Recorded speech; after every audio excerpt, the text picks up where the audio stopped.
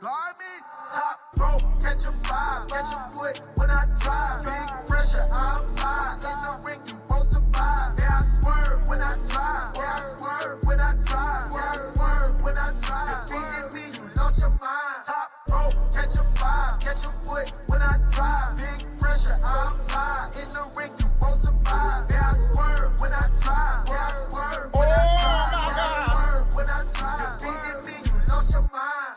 Pedals in the middle, I'm a rebel. Wings, no Red Bull. Ass over business on schedule. I'm ahead of you. Lock you up quick like federal. You need medical. John Wicks like Keanu do. You beat me is impossible. Jump to a flip, I don't sweat, but I drip. Make a movie, here's a clip. Every boss, this a hit, this a hit, hit, hit. Now I'm rich, rich, rich. Chin music, here's a hit. Chair table, you get hit. Top rope, catch a vibe, catch a foot when I drive. Big pressure, I apply. In the ring, you won't survive. Yeah, I swerve when I drive. Yeah, I swerve when I drive. Yeah, I swerve when I drive. Defeating me, you lost your mind. Top rope, catch a vibe, catch a foot when I drive. Big pressure, I apply. In the ring, you won't survive. Yeah, I swerve when I drive. Yeah, I swerve when I drive. Yeah, I swerve when I drive. Defeating me, you lost your mind. In your ear hole, let's go. Matter of fact, now, fuck that. I'm on punishment now. Let's sip. Let's fucking sip, ho up. Top. Like that shit, smoke that shit, pass that shit.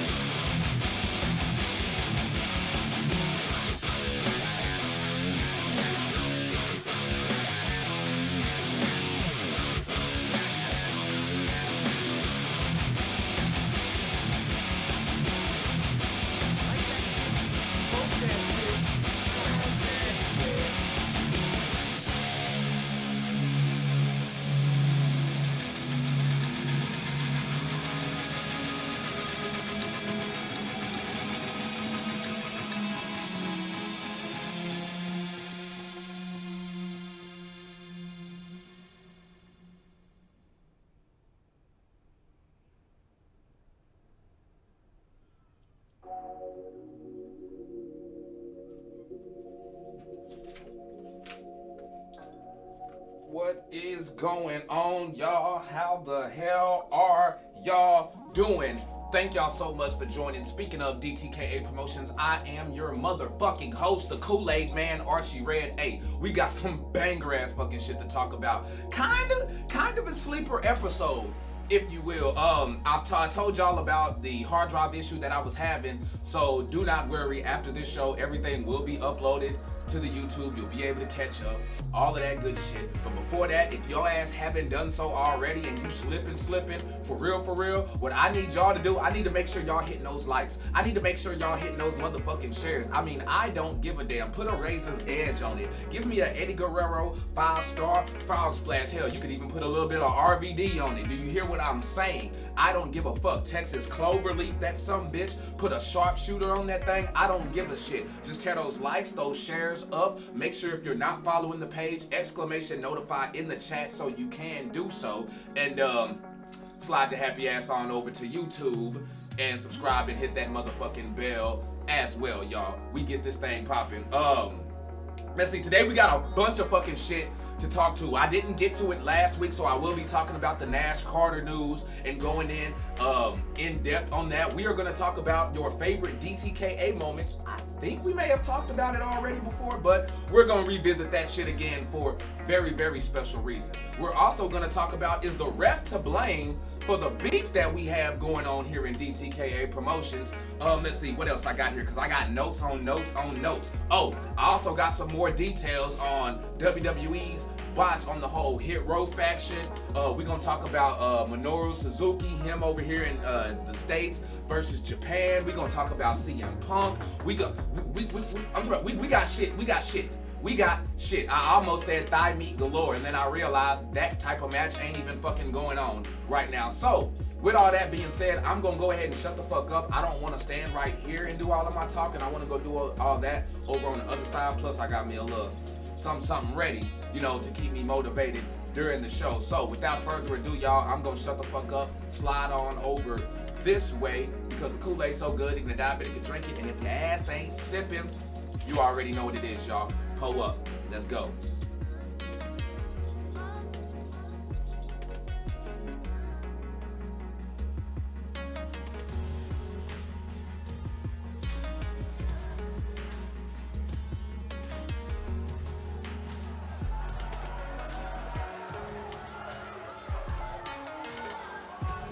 What's going on, sippers? Pull up.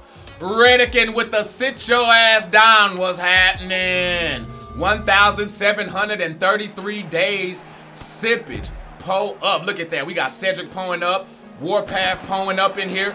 Bo Gleason turning on those notifications. What's going on with your sipper? Well, right now we got Wildman and Muhammad fighting backstage, y'all. I thought this beef was done. What the hell is really going on? Richard Paul say one of the best streams I've come across. Yo, cups up, man. Stay sipping because we work hard around here. I'm glad that y'all loving the fucking content and coming back fucking with your boy. Pull up. Uh-oh, now Muhammad throwing Wildman into the trunk. Uh-oh, now we into the locker room. Y'all, this has been a crime scene area before here in DTKA Promotion, so I want to see, y'all, we may see a dead body. Oh, my God.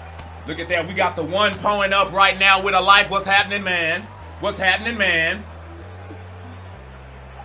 Appreciate all y'all coming through, sipping with your boy. We got a bunch of banger ass shit to talk about tonight. Again, if y'all are a wrestling fan now, if you were a wrestling fan in the past, tag a friend, tag anybody. Maybe they were a Bob Backlund fan. Maybe they love the golden age with Ricky Steamboat and Hulk Hogan them. If y'all know wrestling fans, tag they ass. If you know people who love wrestling, get they ass in here, share it to them, call them up in here to pull up, because y'all can either pull up in the comments or y'all could call into the show to talk wrestling to your boy. Maybe y'all don't like this new shit. Maybe y'all like that old school wrestling.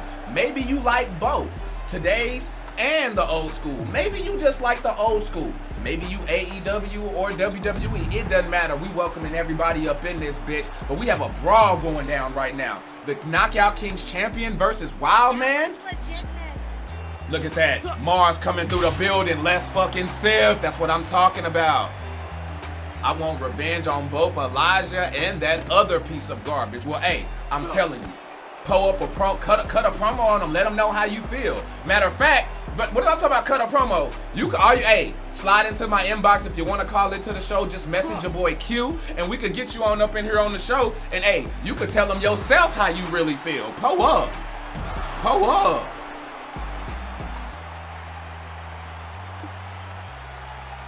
Wild Man has the champ up and down on his back.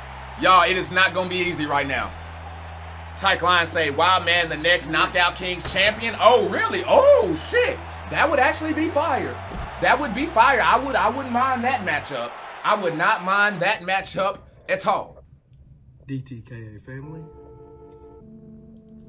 I don't have to repeat who I am anymore, because you know, anybody that associates with themselves with the champ, I don't have to say anything anymore. I don't even have to tell myself.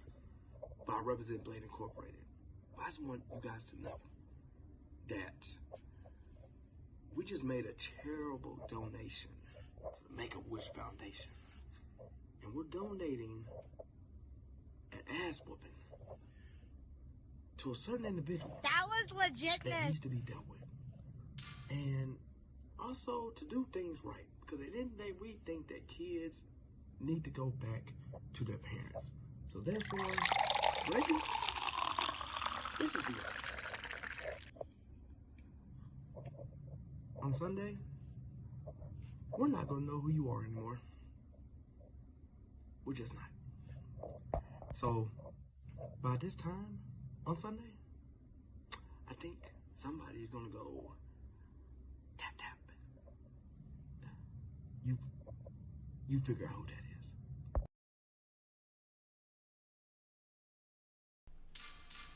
Well, pull up, cause we up in here. What the hell is going on? How the hell are y'all doing? I'm doing pretty damn fine. Just hold on. Give me a second.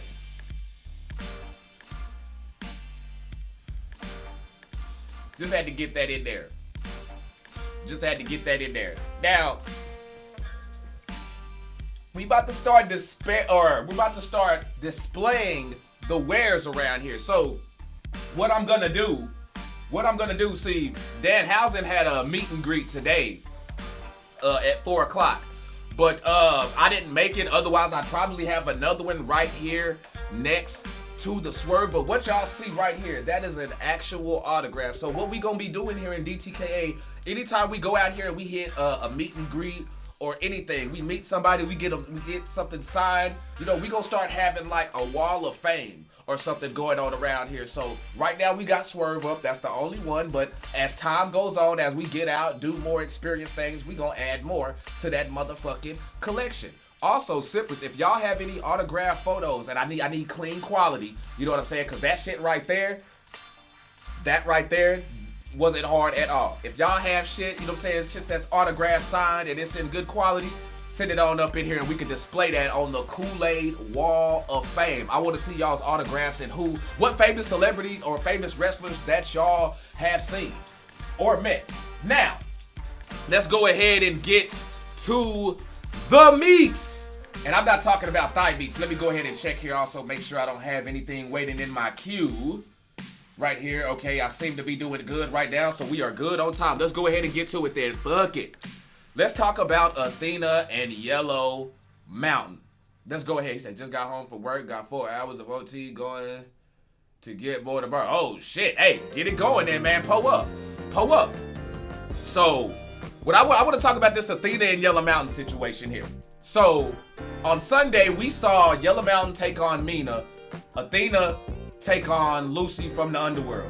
Now, this was, and it kind of got sprung up on me too, because I didn't know it. This just lets y'all know how much they don't, I don't be knowing the cards until the day of.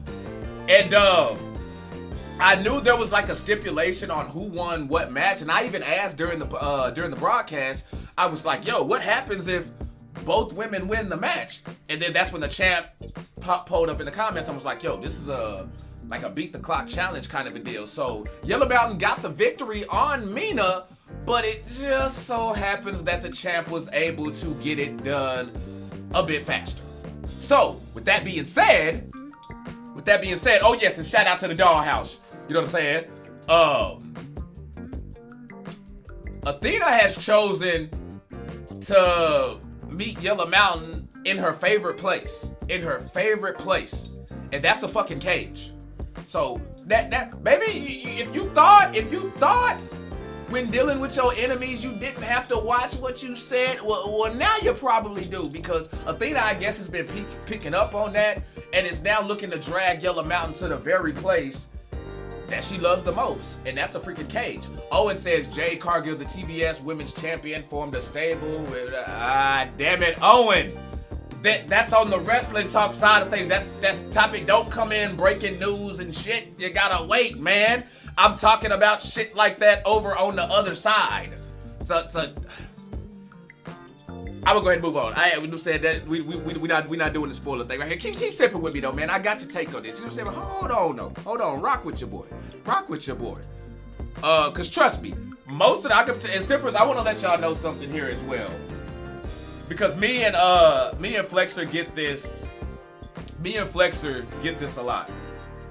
Most of the time when y'all get wrestling news, 10 times out of 10, we most likely already gotten it. So what I'm saying is, if y'all do have suggestions or things that y'all want to talk about, slide them to my DMs. I will throw them on. But for the most part, you know what I'm saying? Rock with us when we on the talk, when we talking kayfabe and the wrestling side, you know what I'm saying? And y'all see, we be up on game. We be up on game, so trust me, if it's big news to y'all, we got you. Oh, and you good, man. You good, bro. You know how I am, bro. You know how I am, man. Hey, no harm, no foul, bro. You know what I'm saying? I know at times I can be direct when when I talk and when I say things and stuff, but that's just cause y'all gotta think about it. You know what I'm saying? I'm a motherfucker from the streets. Been on my own since I was 12 years old. And when it comes to business, getting business acclimated and just doing things professionally, I had to learn a lot of that stuff on my own. And dealt with ruthless people in business. So my approach isn't necessarily to be an asshole or come off as an asshole.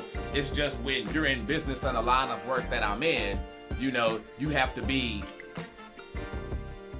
direct with people, you know what I'm saying? And just straight to the point. And that's who I am by nature already. Just in business, it's a bit more turned up. So trust me, you good, Owen. Trust me, bro. No harm, no foul, my G. But yeah, this Yellow Mountain and Athena situation really does have me puzzled though, because yes, Yellow Mountain didn't beat the clock. Grady, what's happening? Hustling money in the house. Grady, she didn't beat the clock. She gets dragged into this cage match. Do you think Athena's messed up? Because since Athena's held that belt, nobody's taken that thing off of her just yet. Now, I don't think she's the longest reigning women's champion just yet. Coming close. I have to check my records on that. But I want to know, who do y'all feel is the bigger threat? Do y'all feel it's Yellow Mountain, or do y'all feel Athena is the bigger threat when it comes to this championship match? I want to know, who do y'all feel? Yella and Athena are going to be a main event caliber match. Oh, Rick, you think so, bro? You think so? Okay. Pull up then. Legend. Hey, that's how we roll, man. That's how we roll. Matter of fact, speaking of rolling, since I have been rolling and chiefing and doing my thing, let me go ahead and get some sips in. So, I want to know what's y'all's take on that. And also, hold on here. Phone just popped off. Okay. Oh, yo, I have breaking news. This just in, y'all. So y'all heard the promo that Leo Blade gave earlier, right? Talking about charitable nations, the Make-A-Wish Foundation, whatever the hell, helping out some kids of some kind. Well, the boss has informed us that match will not take place this Sunday, but in fact, next Sunday. He said yes, even though y'all champions, y'all not just gonna be walking around doing what the hell y'all want. So, he has moved that to not this Sunday, but next Sunday, y'all. We have a DTKA World Championship match. Yes, Grady, Leo Blade, we will be getting that. But more importantly, we have somebody on that motherfucking Kool-Aid line. Pull up, you live on Speaking of DTKA Promotions. What flavor you sipping? Hey y'all, it's your girl Yellow Mountain. Okay, we got Yellow Mountain in the house on the line. Lauren Easton with the light. Pull up. For some reason, I don't know why I feel like she's twerking while she's doing that. What I wanna know though, what's up? Yes. What's up? Athena done called you out. You know, wants you in a cage match. Oh my gosh. What's going on with this? Because she talking Goldilocks. like you about to get your ass beat, but you probably gonna say otherwise. So I need you to enlighten us, please. Oh my gosh. All right, you know what? I've seen her, you know, Miss Goldilocks talking that trash once again. But like I told y'all before, none talking about, she ain't about to play me like that, okay? Yes, she won the other 3 times. She always talking about number four. Fuck all that, okay? Just fuck it, because she's not gonna be able to do that no more. Once again, that reign is over, and everybody in the back, all the ladies been telling me they are ready for this shit to be wrapped up. So like you be saying, like, wrap that shit up, B. And Yeah, that's exactly wrap what I'm that gonna shit do. up, B. For real. Yeah, so that's why I call. So Athena, if you're listening, Goldilocks, be ready for me to tap that ass, and that's all I got to say. Already. Pull up. Appreciate the call, Yellow Mountain. So we don't know how she feels on the matter. Do you feel me? Grady says another week I gotta wait to beat this. Well, yeah. I mean, honestly, you know what I'm saying? He wanted it this week. He dropped the promo. He sent in the video that we aired at the beginning of the show. Or kind of at the beginning after Wildman and Muhammad got into their brawl and shit. But, he wanted it this week. But the boss is like, nah, player, we gonna wait on that. But if there's one thing that I do know, the boss does know what the hell he's doing. I don't give a fuck what they say. I know me and him get into it sometimes, you know what I'm saying? Done wrote me up a few times and shit, you know what I'm saying? Hit me with a couple fines and called me into the office, you know, did his damn thing. But in actuality, though, he's a pretty fair motherfucker. You know, there's always, he always has reasons for what he does. It's never just on some rogue shit, doing whatever the fuck I want. So, I'll give him that. I'm gonna trust his judgment with this one. He says, Yellow loves cage match. Well, that's true. She does. And now Athena's about to drag that ass in there. About to drag that ass up in there. Look at you. That boy Warpath, I see you, man. I see you. Pull up. Next, what we have right now is actually a question. I think y'all gonna love this. I'm glad, and he's actually in here right now. We actually have him in here right now, so he'll even be able to answer this. And can we, y'all, we are 25 minutes into the show. We got 85 comments up in there. Let's keep that chat popping. Do you hear me? Brick Goose with the like. Kyle coming through with the like, doing the damn thing. Victor coming through with it too. Oh shit. Squad. Do you hear me? Hold on, let me fix that real quick though. Let me fix that real quick. It was at this moment that he knew he fucked up. Hold up. Give me 1 second here. Like that shit? Sorry y'all, I peeped something and I had to, I gotta fix it. Hold on, let me get it right. Boom! There we go.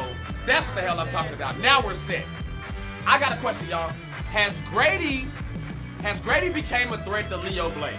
We know we've been hearing Leo Blade talk about, you know what I'm saying, like, clown, I'm talking about kids in the house, but do y'all honestly believe, look at those Cubs, pull up, look at that shit. That's what I'm talking about. See, that's why I smoke with y'all. That's why I pull up with y'all, man. Y'all do the motherfucking thing. Y'all the reason why I keep making Kool-Aid, that good Kool-Aid, black folk Kool-Aid, white folk Kool-Aid, all of that. But do y'all believe that Michael Grady has become a threat to Leo Blade as this thing has built up and we've led to this championship match? We saw them fighting in the parking lot. We've seen a lot of parking lot brawls up in here, but never in our wildest dreams, imaginations, wherever the hell your head is, did you ever think you would have saw a motherfucker straight from the municipal court building running out there, backpack on, Luthez pressing the champ? Like, let's just call it what it is. Grady beat that ass in the parking lot. Grady beat that. Leo Blade and Blade Inc., they have for the longest time they clowned the boss for getting his ass beat in the parking lot. You know, Rude Boy Rufus got met by Elijah in the parking lot.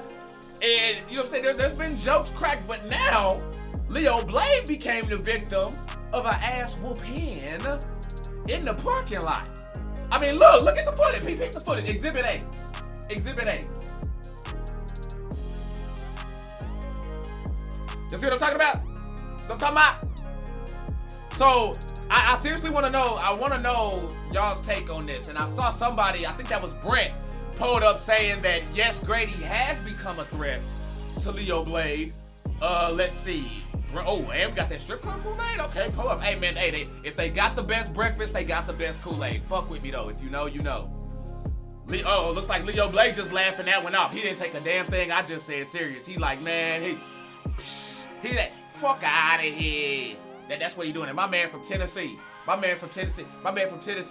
got a full New York accent. Fuck out of here. Like, straight up. Rick's pouring up big cups of Kool-Aid. Grady says pretty much, Fool keeps saying a week after week after a week, he's scared. Oh, I won't. Now, I know I just clowned him, but I won't get on him for that.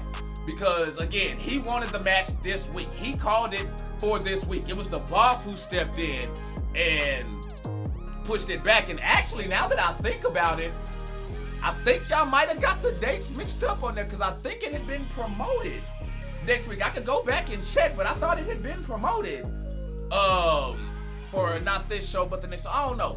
I may be wrong, but definitely interested to see what's going on. Brent says the chump can't handle Grady. I mean, champ. Oh, shit, look at that. See, I see you're here with the jokes. You coming up in here with it. Warpath says, let's be honest, there is no bigger threat than me. Oh. So your former DTKA world champion say he got something to say about that. As Kool-Aid spill just flashes on our fucking screen. Y'all, I am hyped today if y'all can't tell. Let's see. It says, I'm going to watch the women's title matches. He says, I'm going to be watching the women's title match very closely. Okay. Alexa Rain, I see you. Pull up. It says it was promoted for next Sunday. You're correct. Okay, pull up. Thank you. But I knew I wasn't tripping because y'all know, here in DTKA Promotions, anybody can get clowned. Anybody can get the business. I just got done clowning Leo Blade. But at the same time, they just pulled up in the comments that, yeah, I know I wasn't tripping, though. So at the same time, while, yeah, he been getting his ass beat in the parking lot, Grady has been getting the better of him. Except for in that 3v3 match that happened Sunday, Leo Blade and them did come out on top on that one. So there's that. Look at this. He just fucked the limo you rode in on. Like, he doesn't give a fuck. So there's that. And again, like I said, you had shit out of luck. Speaking of Blade Incorporated, lose to the Nation in a 3v3 Hell in a Cell match, submission only. Submission only. So the only way to win that match is to make your opponent tap like Jackie. Hashtag. Shit out of luck lost that. Or actually, hold on, my bad. Well, actually, no, that's correct. Shit out of luck did lose that because of Deuce. It wasn't like Blade Incorporated came up with the L, but it wasn't because of SOL. It was because of Deuce. Deuce better get back up in there because the head of security cannot be getting his ass whooped. That's just what that is. We can't have that. We can't have that. Tyke Line says, imagine getting beat up in the parking lot by a child. Hashtag stay sipping. And I see y'all hell. See but it's gonna happen though. It's like, because let's think about it. There are a few places where you can get your ass beat, no matter who you are, you're gonna get roasted. I don't care if you're a baby face, if you're a heel. That's if you get your ass beat in the parking lot. That's if you get your ass beat in catering. That's if you get your ass beat in the restroom. Hell, some people may clown you if you get your ass beat up in the locker room because that's where folks be changing their clothes at. So those first three though, that's a guaranteed roast. Or in anybody's yard. You get whooped in anybody's yard, you getting your ass fired up. But if you get your ass beat up in the parking lot, catering, or the bathroom, sorry, I can't do shit for you. Speaking of, I ain't gonna do shit for you, won't do shit for you, because guess what? I'm gonna be the first motherfucker in there getting my jokes in. I'm gonna, hey, when you see that hand just, you know what I'm saying? When I, on that ass, then You know. Do you know? Grady says, all they have is calling me a child. These fools need new material. Uh-oh, so he's saying go back to the lab and work on that. He says, ass beating in the bathroom means you're a joke. Yeah, but if you give him a swirly, though, would that kind of be, you know what I'm saying? I'm sorry, because that'd be insulting. Like, if you're a grown-ass man, if a grown-ass man gives another grown-ass man a swirly in a public restroom, because we tour.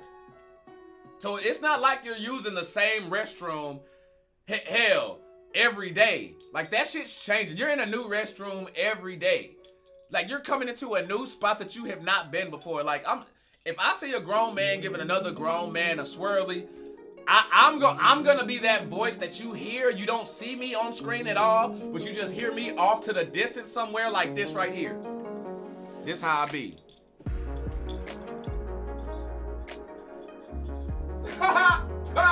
Look at him. Is that a cowlick? Number one or number two? You know what I'm saying? That's that type of shit. That's how I be. You know what I'm saying? Oh, hold on. I got one more though. I do got one more though. Hold on. Did he just drop him in there with the toilet seat down? Did he just show respect before he did that? Oh no. Shit wouldn't have happened to me though. Like I'd have been back there like, bruh, it's not going down like that. It's not going down like that. At all. Like for real. If I get swirly, if footage comes out and I fuck around and get done in like Cat Williams did by that minor, you know what I'm saying, in them apartments, if footage comes out, TMZ, World Star, I don't give a fuck. Reddit, Daily Spin, motherfucking, what's that, dead space, whatever the fuck that shit is, whatever. If anything comes out with me getting a fucking swirly, I will gladly turn in my resignation. Like, man, you know what? I don't even deserve to work here anymore. Like, you know what? I'll fire my damn self. And I don't even have the, well, actually I do have the authority, but anywho, we gonna pull up, y'all. Let's keep this thing sipping. Where my shit at? Oh, okay. Actually, hold on. Let's keep this pulled up because we actually have another promo. We got another DTKA Promotions promo coming up right now, y'all. So I need y'all to stay sipping. Don't go no fucking where. Let's see what Hustle and Money talking about. Hey everybody, it's the Big Bad Baby Daddy once again. Of course, this past Sunday, Hustle and Money lost to Blade Incorporated. But there's a reason for everything.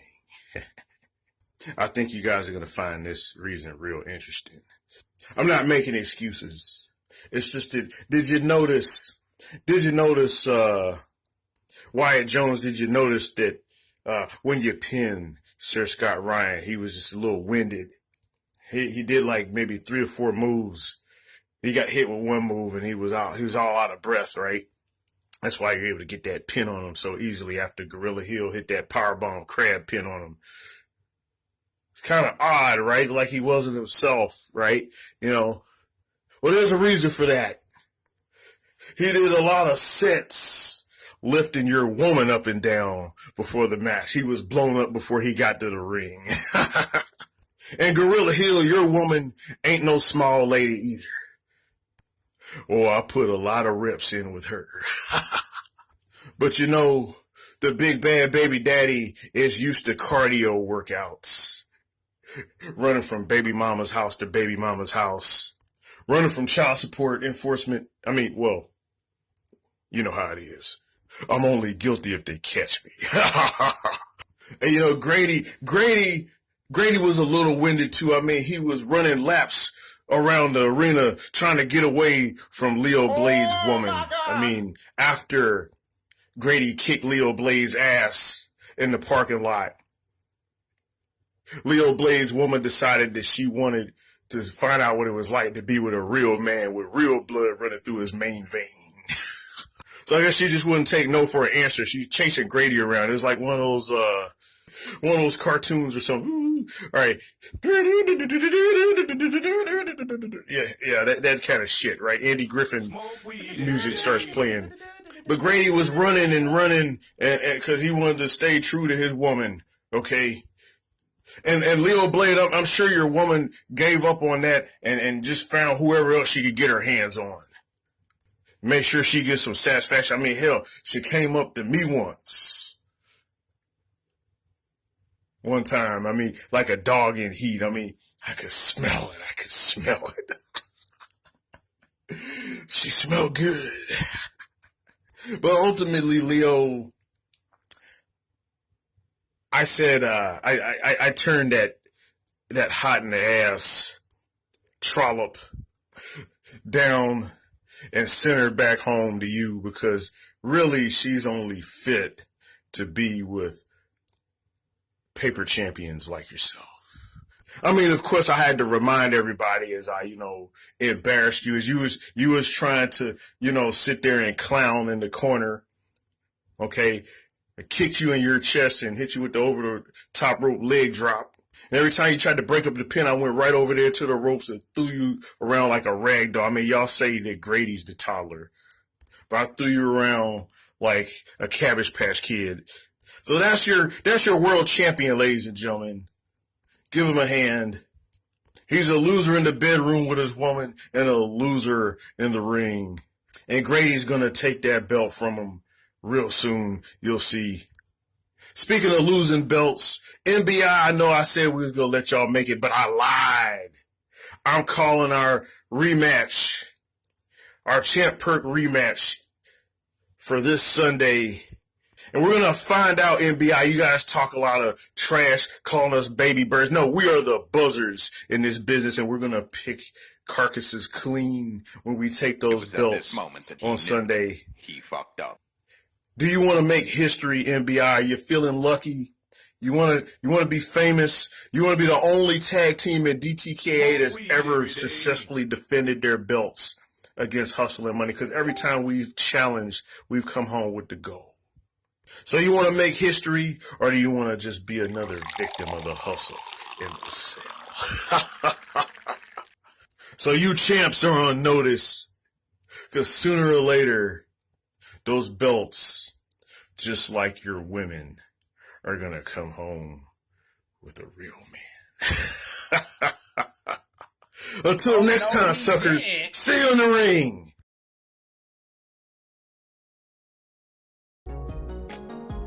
Damn. Well, there's that. There's that part too. Well, so a lot to unpack there. My man, hold up. My man Ali pulled up with a share. We also got a call coming in. Ali pulling up with a share. We got Stuffin' Beer Gaming Matt Lupton up in here with the share, and we got the Fleximan over there in those comments. Pull up. Let's see. We also got who that else up in there? This I is can't see who that is up in there. Oh, that's DB Money up in there. You are live on Speaking of DTKA Promotions. What flavor you sipping? Oh, I got that orange drink tonight.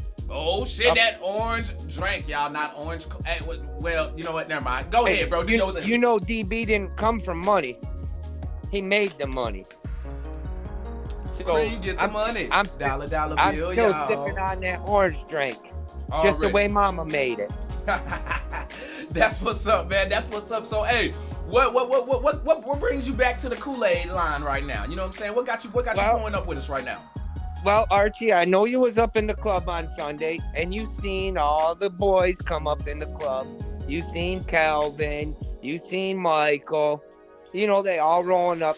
But I know you also sat in on that business meeting. Yeah, but on my way to that business meeting, I saw a miniature person twerking on a piano with one leg, though. What was up with that? Hey. Right? And I think she was holding textbooks in one hand. I don't know, like, what you said. I know it's the doll house, but y'all got like dolls of all variety up in this bitch. Like, I didn't know y'all taught them tricks.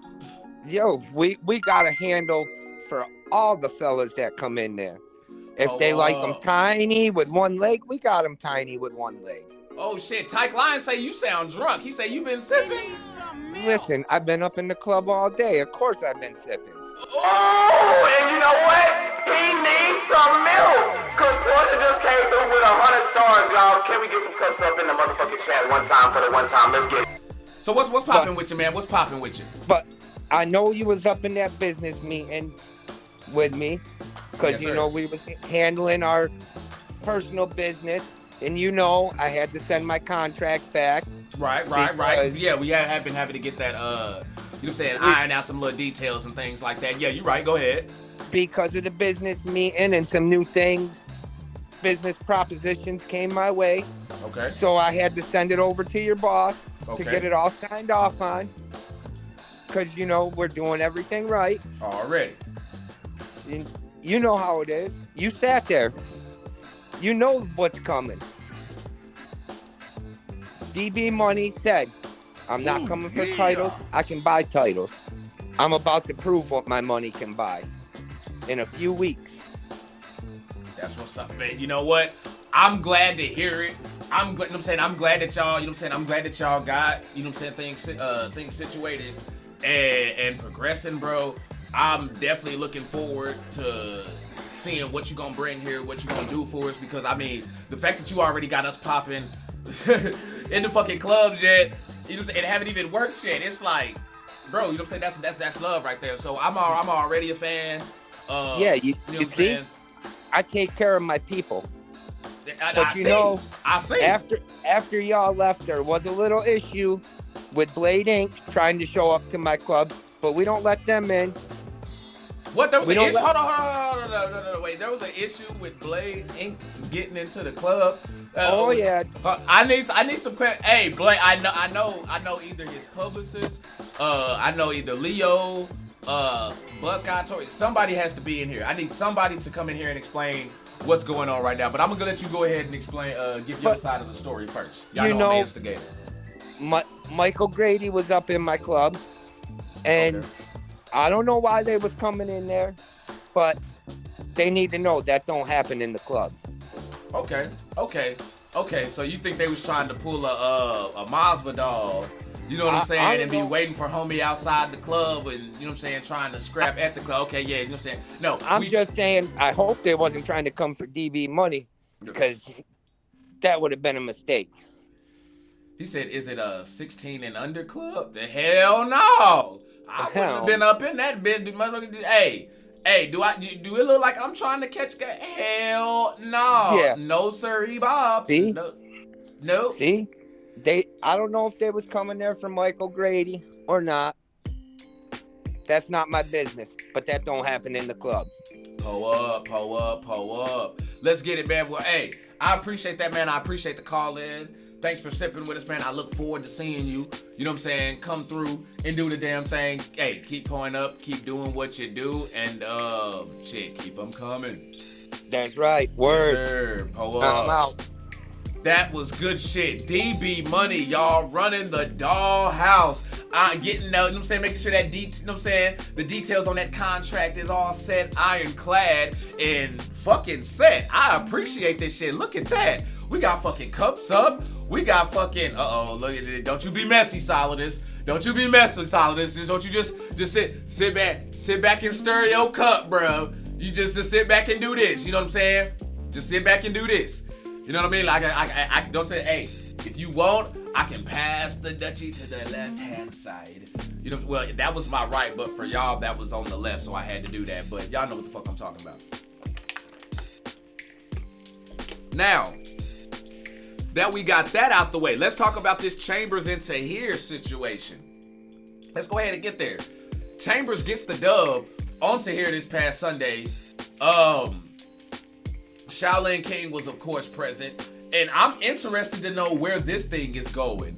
Because Chambers isn't a stranger when it comes to, like, triple threat feuds or anything like that. But I'm wondering, like, is he going to take his time? Like, is he going to handle business over here and then worry about this person over here? Or now that he's beat this person, is he going to, all right, you know what, I'm going to just let you sit right there for a bit and I'm going to just go over here.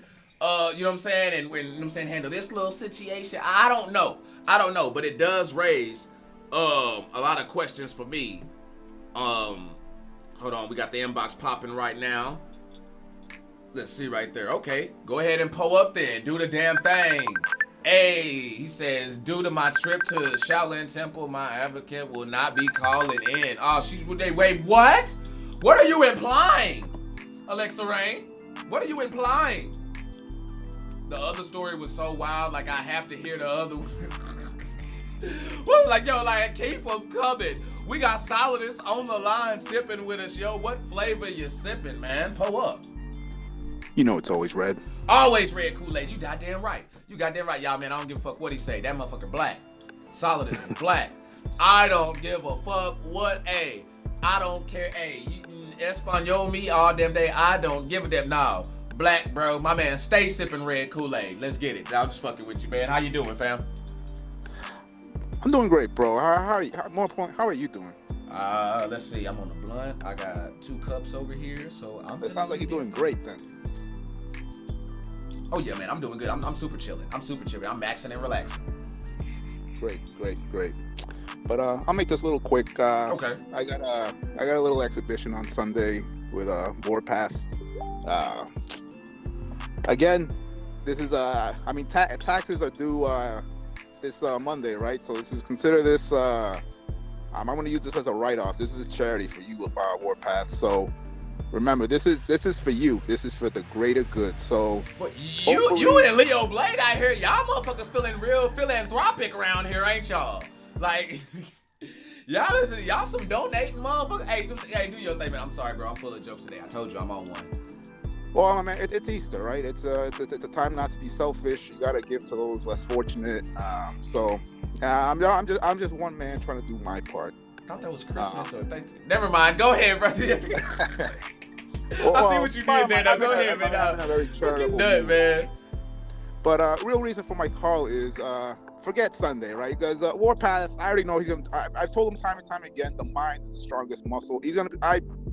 Guaranteed he's gonna do something stupid. He's gonna hit me over the head with a chair or try to like shoot me in the head or whatever. I'll win DQ, so whatever. It is what it is, Warpath. I'm still gonna get that dub, so you're gonna have to learn how to live with that. Ooh. But real reason for my call. Okay. So next week, Daddy returns to the IC division. I let all you motherfuckers just sit there, and what have you guys done?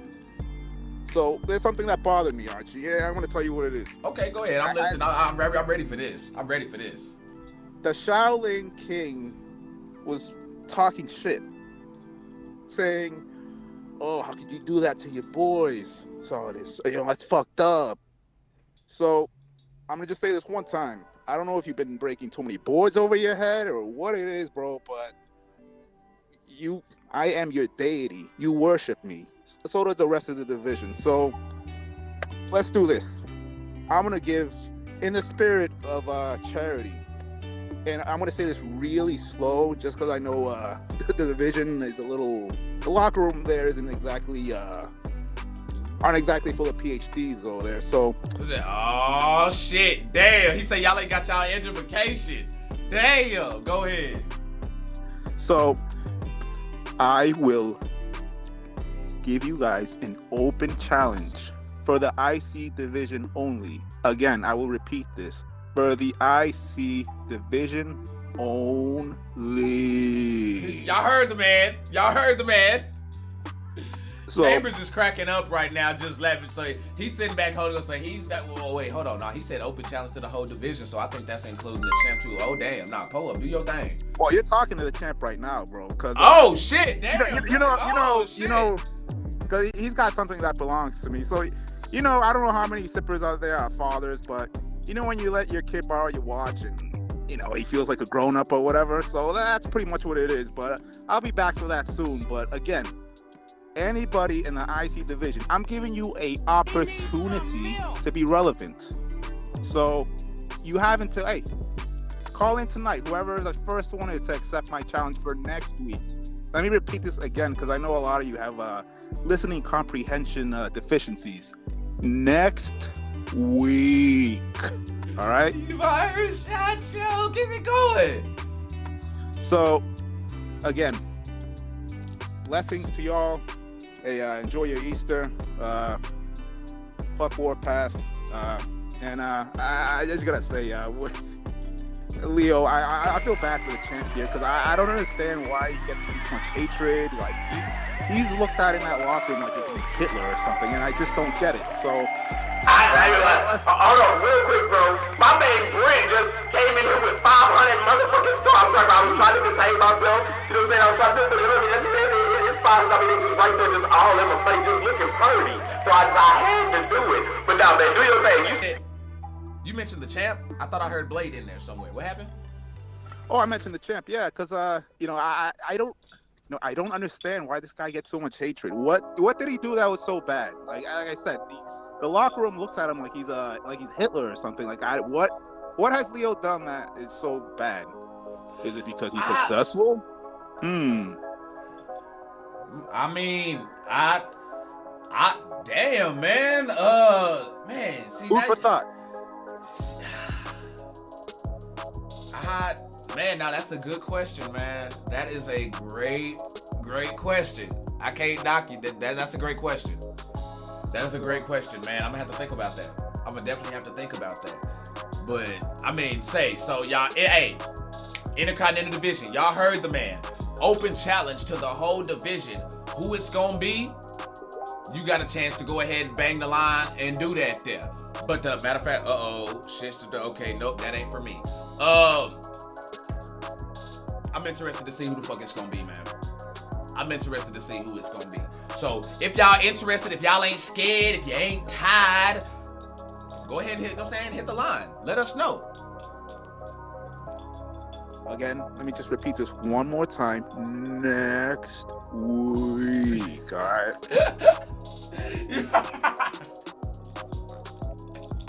So that I'll talk to you in about 5 minutes. That's a mini Sunday Solidus? No, next week. But Kool-Aid man, you take care of yourself. I'll see you Sunday. Appreciate you pulling up, my G. Thank you so much. Oh my damn. Y'all, that was fucking hilarious. My motherfucker, yo, the Solidus, again, man, this is one thing I love about the locker room, because love them or hate them, these motherfuckers are entertaining when they hit that when they fucking dial that number. You know what I'm saying? When they dial 1-800 Kool-Aid, it's for real.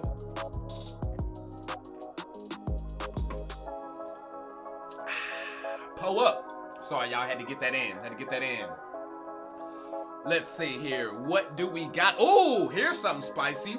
Here is something very spicy. I love this. Ooh, I love this.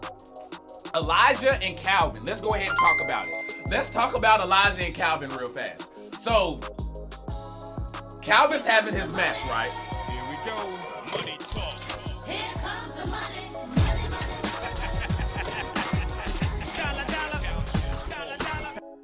You damn right. Y'all know what the fuck it is.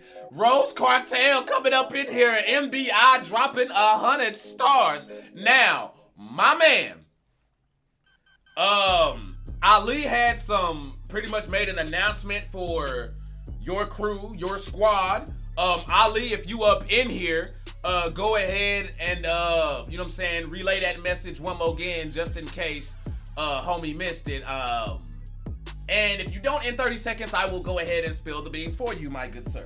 But till then, I'm gonna get back to this Calvin Ricks and Elijah situation. So Elijah's in the ring, no, my bad. Calvin's in the ring, having his match, doing his Thug Dizzle against Mars, the King of the Indies champion. Elijah's music goes off, so we're thinking, run in, look at those cups.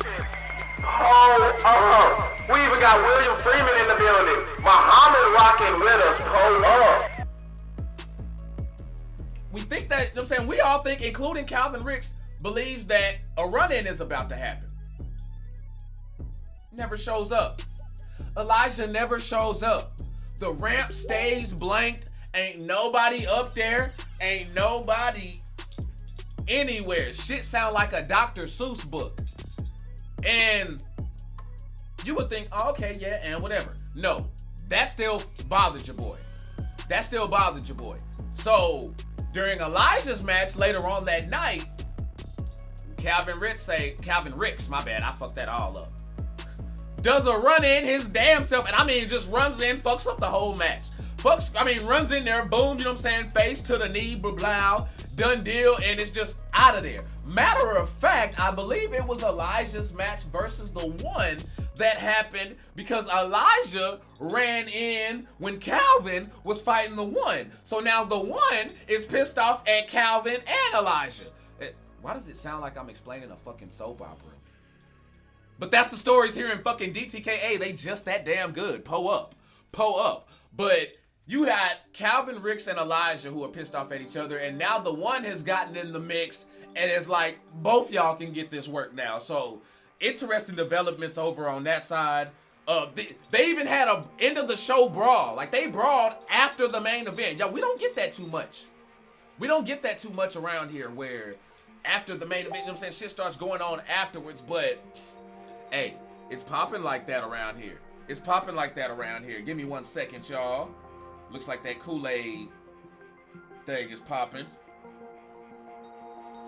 Now, so now that we got that out of the way. Yes. Oh, okay, so he pulled it up. He says three-way dance. Maybe. William, hey, Muhammad, I definitely recommend you have to go watch the beginning of the show right after I'm done with Studio B and I get done talking my shit. Go back and watch that part. You'll see why. Thanks for calling in. You are live on Speaking of DTKA Promotions. What flavor you sipping, Chambers? The greatest IC champion of all time. Greatest IC champion of all time. Yeah. Okay, pull up. Relaxing, getting them W's, and getting that money. Pull up then, okay. David, what's happening? I will be hanging out back at the strip club with DB Money. Shout out to DB Money and his strippers. I really had a serious, special blessed time. Hey, I don't mean to cut you off, but could I get a little bit more volume from you, bro? It's hard to hear. I feel like this. I really appreciate being at that strip club with DB Money and strippers. I really had a blessed time. Man, seriously. I saw outside of what I talked about earlier with the miniature person, one-legged twerking on a piano, holding textbooks in one hand, bro. Yes. I saw, like, if you ever seen like butt cheeks work a hula hoop, but like without going around the waist of the feet, freaking amazing. Freaking, I'm telling you, these women are like first ballot Hall of Famers from the dough to the flow. Like, yes. That midget, I had that midget doing a handstand on my shoulders. So let me get you the main event. Yeah, and I got a number 2. So let me address this fuckery shit that I just heard about this fake ass wannabe IC champion. Oh shit, bro! I don't know what to say, bro. It's just not on your waist. I don't see it there. I see it right here, and it got my name on it. And last time I recall, I remember a triple threat match at the last pay-per-view, and I remember you just got eliminated by somebody we're not going to say his name, bald-headed wonder. And I think I remember I got rid of his bald-headed ass too. Is I'm losing, memory? Is I'm saying this right? Archie, is I'm saying this right? Because I'm saying correctly what happened at the pay-per-view, the results of why the fuck I'm the champion and he not. No, you're speaking facts. You're speaking facts. I just want to make sure because I've been smoking. I want to make sure I got my memory. Oh, me too. Eyes loading some bitch. Yeah, being in that club will have you in the world that you never been at. So the Shaolin Monk and homie, I give them, a good. I'll say they put up a good match. You know what I'm saying? I'm giving the props due. Yes, sir. That's as far as that's gonna go. But the biggest elephant in the room, and I'm gonna address this to him, and I'm gonna address this to every last one of you motherfuckers that's not part of the IC business. Okay, go ahead. I'm ready for this. Let's go. Please stay the fuck out of my business. Stay in your lane and represent what you represent. Your punk asses could have been over here in this division, but y'all decided to be on the knockout division. Y'all decided to be in the interview. So why the fuck are y'all over here in my business? Huh, Rude Boy? Last time I remember you like this. Last time I remember you like this.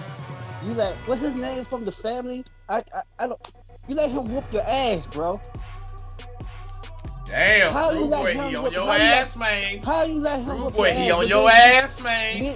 Me and Charlotte Monk is having a grown man conversation. You butting in not knowing what the fuck going on. Me and Charlotte Monk already squashed the issue. You jumping in, not knowing what the fuck is going on, taking his side, and you looking like a big ass idiot. This go for him. This go for all of them. Mind your business and win that belt in your division. Stay the fuck out of here. This shit ain't got nothing to do with none of you motherfuckers. I don't understand. Y'all remind me of a nosy ass female. You know that old ass woman, the next door neighbor that's so damn nosy. Anything you do, she's just right there at the window with the binoculars and shit, calling the cops, and all you do is go into your car to pick up a bag and lock the door and going back in the house. Matter of fact, you know what? Better yet, y'all are Karens. I'm gonna call all y'all Karens.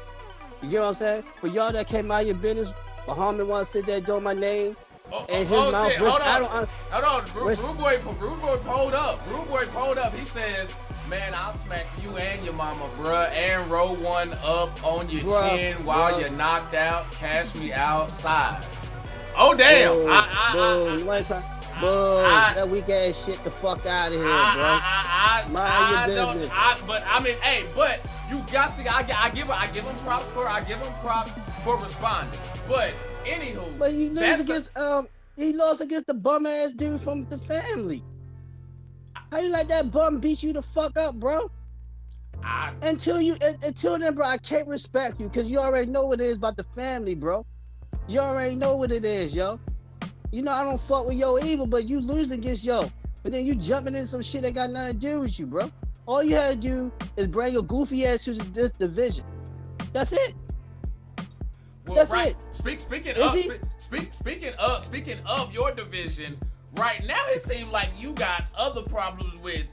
You talked about Solidus. What's going on with this Shaolin King and Tahir situation, though? What's going on with that, though? I already settled that issue. Okay, so because at that beat, homeboy, niggas is dapped each other, gave each other respect, and that was it. Shaolin Monk want me to go to his temple. Oh shit! Now see, Solidus. This is what I'm saying. Now Solidus done went to the crate dig on. He said, "Didn't the boss whoop your ass?" Or what he really said, I was paraphrasing, but he said, "Go/Chambers Teletubby ass." That's what Solidus said in the comments. But see, Solidus couldn't get. But see, the boss asked me to get rid of Bald Headed Wonder. He ain't asked you to get rid of him. The boss told me to get rid of Bald Headed Wonder, not you. So who the boss had more confidence to do the job well than who? I'll wait. Because you failed. You had one job to do, and you didn't do it. You let Bald Headed Wonder get you the fuck about the ring. Then my opportunity came, I got him the fuck about the ring. And I got his ass out the fuck out the ring when it was in that elimination chamber. What? Oh, I don't know, man, but all I know is, real quick before I let you go, though, so are you answering Solidus's challenge that he talking about? That's what I needed. Are you answering that, or are you, what's going on with that? I don't know what the fuck going on, because he think he come up here and think he run shit that he don't run. Now Shaolin Monk and them dudes gonna answer him. He gave the open challenge to them. You gotta ask them dudes that, bro. I'm the champion. Okay, so the champ say he gonna sit back. He gonna leave that for the rest of y'all motherfuckers. He say he ain't got shit to prove right now. He holding the gold, so he gonna let somebody else go ahead and get that thing. I feel you on that. Man. For sure. Right. Hey, for sure. That's about it, man.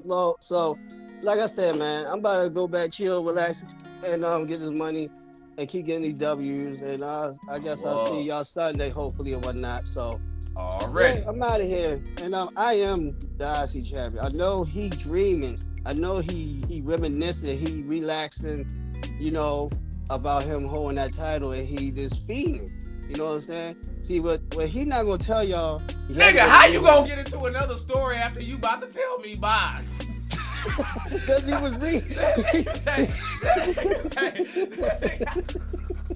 I'm saying, Silas had a meltdown.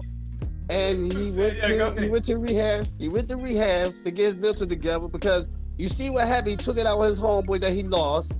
He took it out on them, and you know, he went to rehab to try to get himself together. So hopefully now I guess he's seeing the light. Now he focused on trying to get this title back. But like I said, you better worry about your homeboys, your ex homeboys, whoever the fuck they is to you. You better stay. True. You better watch your back. You worrying about me, but you need to watch your back from them. It's you versus what, 3 or 5 of them dudes? I'm not helping you.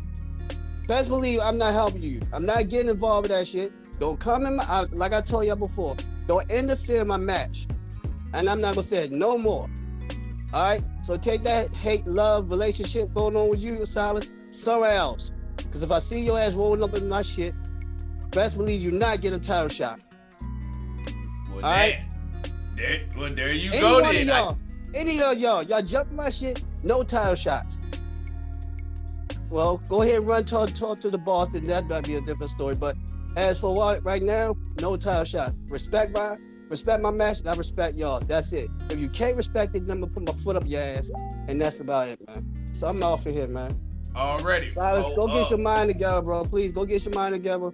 You know, do them 12 steps to get, you know, them 12 steps they do. Please continue doing that, bro. But just make sure you get it together with them other dudes, yo, before you come over here, bro. You coming over here sloppy. You really sloppy. It's like you can't even cheat. It's like you can't even cheat right, bro. You can't even cheat on your girl, right? So this shit right here, get it together before you come over here, man. That's all I'm gonna say, bro. I'm out, bro. Jesus Christ. Bro, yo, my bad, just see, y'all got Chambers on the fucking road. Y'all know somebody got something on their chest when they say bye about 10 times and go into another story. My man say, hey, yo, I'm getting all my shit in. You getting chapter 1 through 200, cause Brick came through with 200 stars. Pull up. Yo, them Kool-Aid cups is super good. Super good. I mean, they up, they full, we sipping. Hell, I'm sipping 2 different freaking flavors right now. You know what I'm saying? Got my clear can and my clear bottle. We up in this bitch, pulled up. Thanks for the love, man.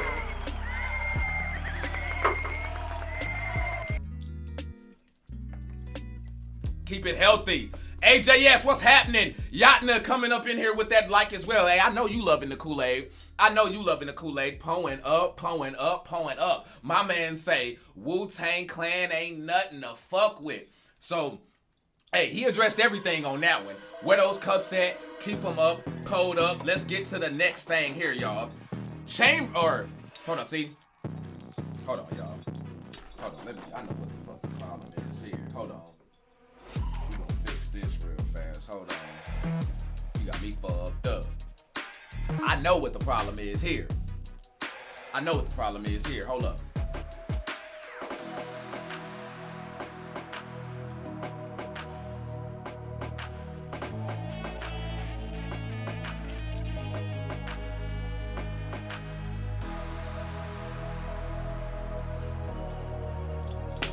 In other news, I'll fuck with y'all. Chavez is your new BBW champion. Baddest bitch walking.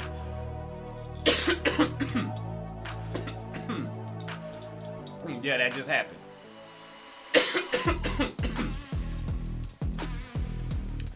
Guess my lungs didn't agree with that. But yes, America Chavez defeats Alexa Rain, as you see in the clips, in a 15-minute Iron Woman match. Now, at the beginning, America Chavez came, you know what I'm saying, she got ahead, but it looked like Alexa Rain was making a comeback. That didn't really happen though, because right when Alexa Rain started making her comeback, America Chavez just mashed the fucking gas. I mean, took off all the way up the street. For real.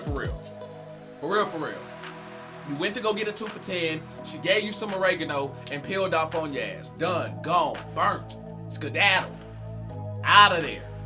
Do you hear me? And if I'm being real with you, that shit surprised the fuck out of me. We got the attendant Joffrey pulling up with a like. And a motherfucking share. Do you hear me now?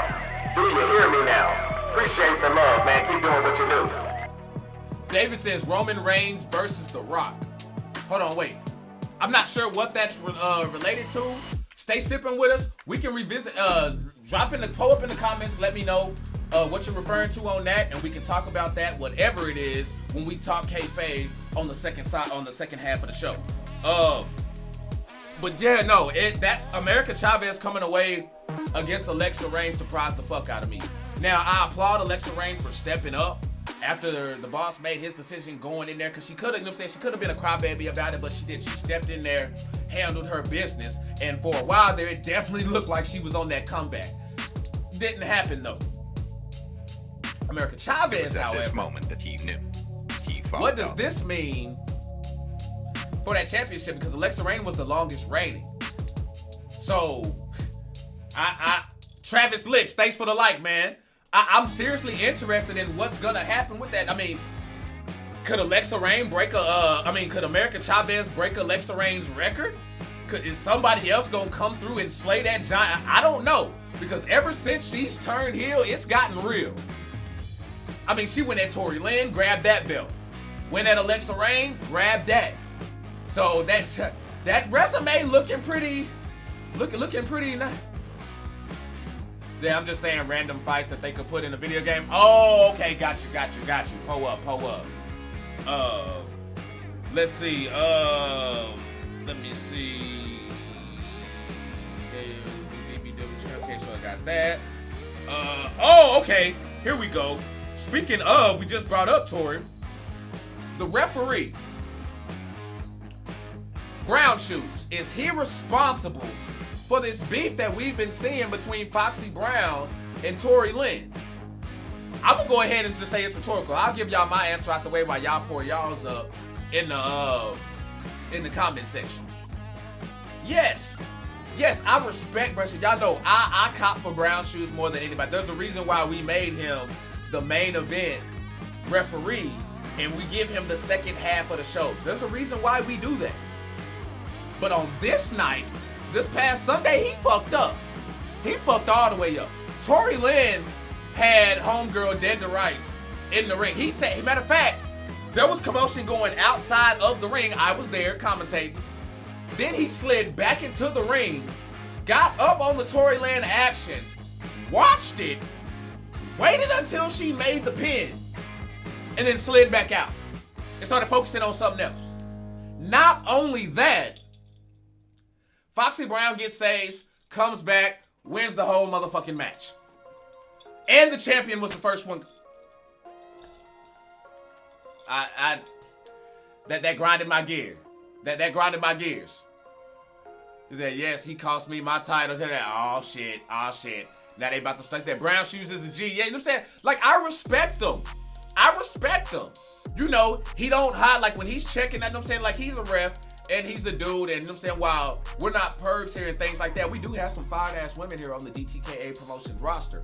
And every now and then while they're refereeing, you know what I'm saying, you'll see Uncle Charles and Brown Shoes, you know what I'm saying, they'll kind of try to like peep some shit or get a view. Uncle Charles like to try to sneak his. Brown Shoes don't give a fuck. You know, so he is a G on that aspect, but it's like, you might want to be careful because HR may not appreciate that. I don't know. Brent says Brown Shoes needs to be suspended. Here's the thing though. Uncle Charles is retiring. Uncle Charles is retired. Do y'all not realize that this upcoming Sunday is Uncle Charles? Like, this is his last DTKA live at 5. This upcoming Sunday. What's that? Number 66? DTKA live at 5, number 66 is Uncle Charles's last time refereeing a DTKA match. Last time. So, hey, I'm gonna miss the homie. I'm gonna miss the homie because say what you want, Uncle Charles been here with us since the beginning. You know, his old ass had no business being here refereeing anyway. My man was collecting a Social Security check and a check from us, you know what I'm saying, because to help with that insurance as well. Doing both. Got knocked down, hip broke, knee busted. Matter of fact, he had a match.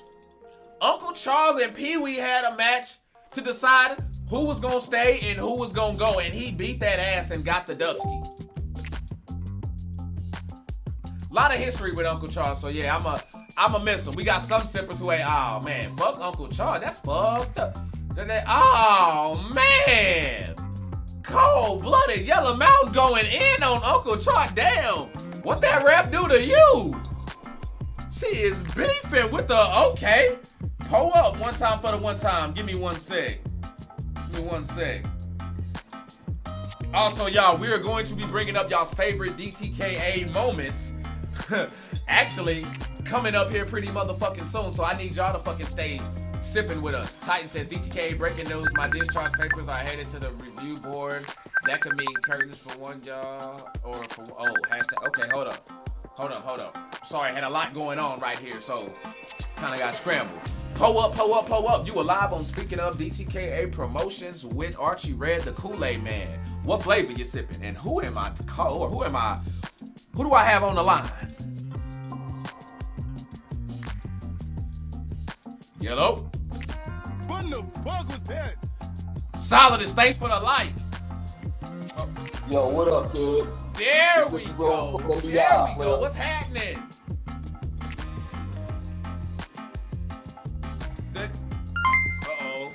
Got you and then I lost you. Good? Okay, there we go. So now, pull up, man. Pull up. You know what I'm saying? We got, matter of fact. Oh, hold on. Is this Ricky Rose? Yes, sir. Okay, so y'all, hold on. Solidus throwing up with 100 stars, got it a lift the, you know what I'm saying, do the leg gimmick. Thank you kindly, my good sir. So y'all, for the first time ever, we got Ricky Rose of MBI calling on the line. Pull up. So hey, I got questions for you already, but before I get into my shit, you know what I'm saying? You wanted to call it on the line, so I want you to get anything that you want to get off your chest first before I get into mine, because you may answer my questions. I may not even have to, you know what I'm saying, get to my shit based on what you say. So I just want to give you the floor first. You know what I mean? And let you say what you got to say.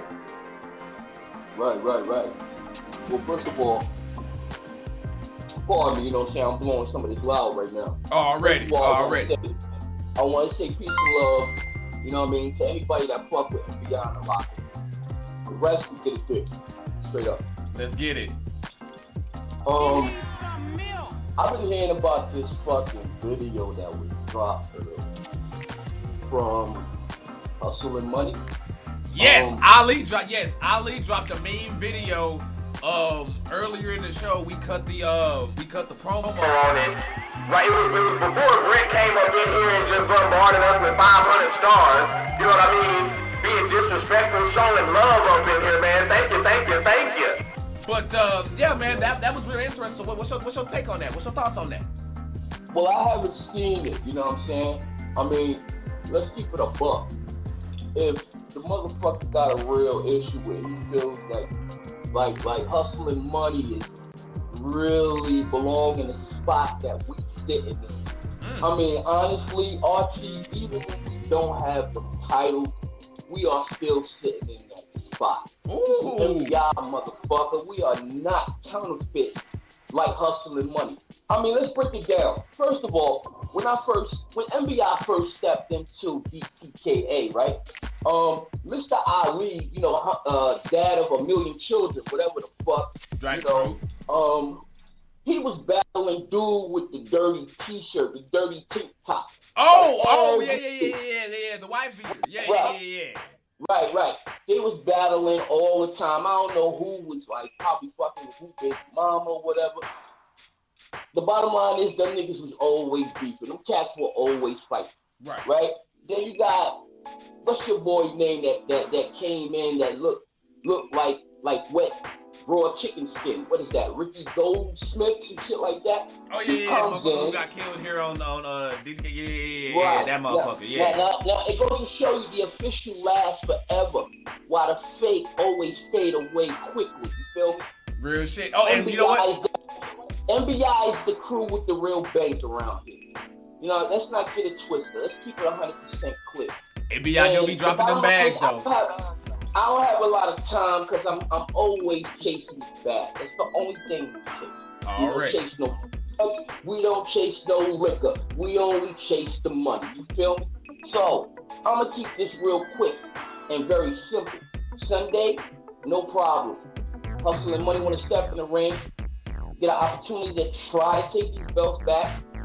You know, we open. You know, let's do this. Oh, you know what? Hold on, let's do this. Let's do this. I got an even better proposition. Let's do this. Can we make next week, not this upcoming Sunday, but can we make next week kind of like a, you know what I'm saying? Let's bring the champions out. You know, because we gonna have, you know what I'm saying? We gonna have Alexa Rain, or we gonna have Athena in Yellow Mountain. You know, we gonna have Grady and Leo Blade having that thing. How about we also have that tag team championship match that night as well? Main event that bitch up. You know what I'm saying? Word. Let's do that. Yeah, we can definitely do that. I'm with it. We gonna be there. You know what I'm saying? Already. And I hope those pussy balls bounce in too. You feel me? So it's all good. Headhunter's going at you in the chat right now, saying that they called y'all out or whatever. You know what I'm saying y'all ducking them, and you know they going at y'all in the chat right now. Well, we're not really worried about the headhunters. I mean, think of it what their name is. They need to go where they belong, on the corner trying to buy some tricks. Man. That's besides the point. Mr. Luscious, where you at, bro? Call some of employees. If they're as good as they say, their time will come. You know, NBI, we're not stingy with these things. You know, we show love to all. So, you know, bring yourself to the party and you get drunk with a punch. Let's go. I'm with it, man. Yo, let's sip, man. I'm with that shit. Hold the fuck up, bro. This shit is gonna be going down. It's gonna be going live. Hey, I appreciate all the fucking love NBI been showing DTKA promotion since day one. Tag team up in here doing that fucking thing. We wouldn't be nowhere else. Well, we bound, we're gonna say, love to my man D Chambers. You know what I'm saying? He's gonna maintain, IC champ for probably another year. I don't see nobody in the league or anybody in his division fucking with him. All them dudes is pussy balls, baby birds, everything you can think of that's negative, that don't get no respect. Because NBI gets no respect. You know what I'm saying? We only respect those who deserve the respect. And the rest of these dudes crying, at the champ for being champions, that's some real pussy shit. I'm gonna keep it a buck. When we was champ, you know what I'm saying? We gave for 20 Click their first tag team title shot. The first time they ever decided to be a team. We made them dudes in a tag team division. You know what I'm saying? So let's keep it for real. Hustle for money, that would never be nothing if it wasn't for us. You motherfuckers got our idea and ran with it. So we birthed you. So respect and pay homage to your daddy, your real daddy, Ali. Oh, boy, he smacked that ass. Oh, shit. I don't know who he's dealing with, you know what I'm saying? I mean, it don't matter. Yeah, we from New York, but it ain't where you from, it's where you at. And I guarantee, you know what I'm saying? Ali will get hit with this baseball bat with these dollar signs on it. We ain't playing games. And when we do step, we gonna come fresh as we always do. Punk motherfuckers. What's wrong with these dudes? Like Chambers was just breaking. Cause all these little coward ass dudes wanna be doing all this pussy talking, but they really ain't gonna do shit to back anything up.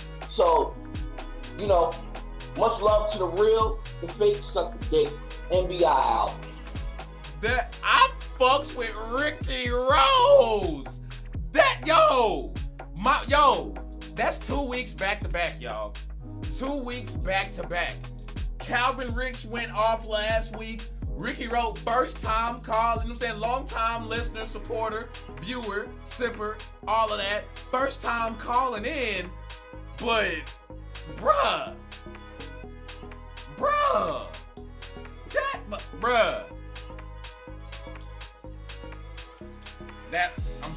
That was fucking amazing. So, y'all, I have a nice surprise for y'all. So as it's looking like, as things are shaping up, we're just gonna go ahead and make, not this Sunday, but next Sunday, you know what I'm saying? We're gonna be bringing those gold belts out, doing the damn thing. So it's gonna be fucking fantastic, y'all. It's gonna be fantastic on that. But also, tonight, and I wanna make sure I say this right.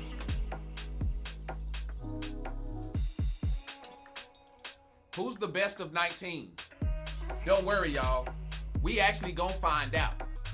Because the match we have coming up, and I'm gonna preface this real early because before I go in and I say who's in it, I don't want to hear no crying, no complaint, no nothing. Number one, they didn't have to do this shit, but they did. So, the fact that these 4 participants have agreed to this match, it's not going on the record. It's not going on the record. So we're not gonna do what we usually do. And you know what I'm saying? What matches you have, go on the record. Y'all know it. Speaking of DTKA, we'll have anywhere from 1 to 3 matches throughout the show. But tonight, this what you getting. We got Chambers.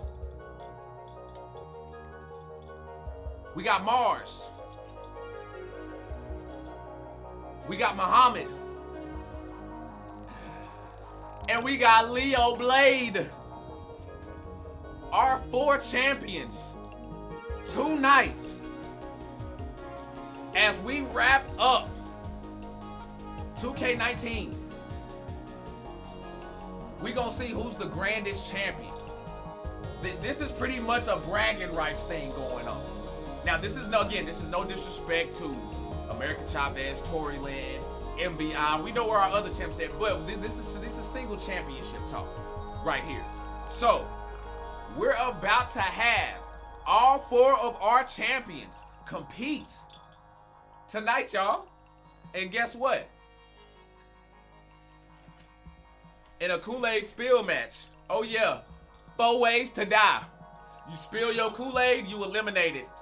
Head to the back. Do you hear me?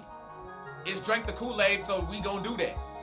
Let's spill some motherfucking Kool-Aid. So, I want y'all to stay sipping.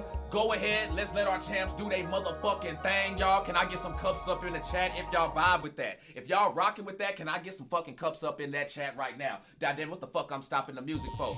Keep that shit going. I need to see, if you sipping right now, I want to see cups in the chat right now. If you here for all 4 champions in the ring at the same damn time.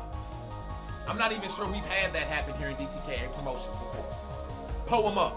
Pull them up. You ain't gotta spam it and do it multiple times. If you already got yours in, Calvin or Warpath, I see y'all pulling y'all's up. Rose Cartel, Brent pulling them up. I know them ain't the only ones sipping with us. Pull up. Who else ready for this shit? Who else? Yellow Mountain got hers pulled up. Let's get it. Let's get it. Let's get it. Alexa Rain pulling them up. Let's get it. Let's get it. You know what? That's enough for me. That's enough for me. The rest of y'all can go ahead and keep those things flooding in. We're gonna go ahead and get that motherfucking shit popping, y'all. Let's see who's really the king of 219.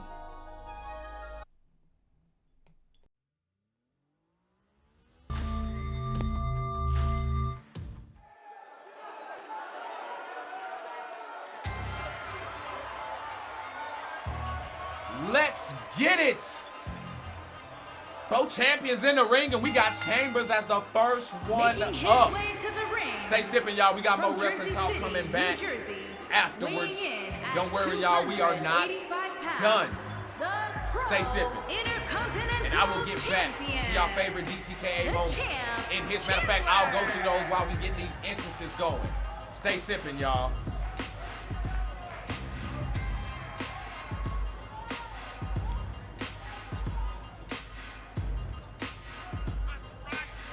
Chambers walking down with that Intercontinental Championship. Pull up.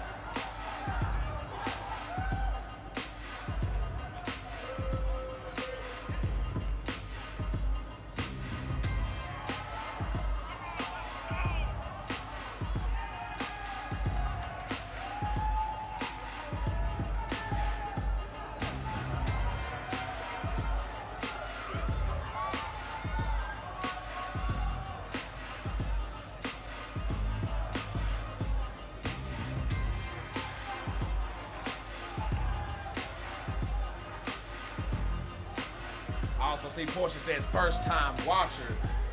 Hey, well, I hope you enjoy. Definitely hope you enjoy. Now let's get to some of these. What's your favorite moments in DTKA Promotions history? Chambers says winning the Intercontinental Championship.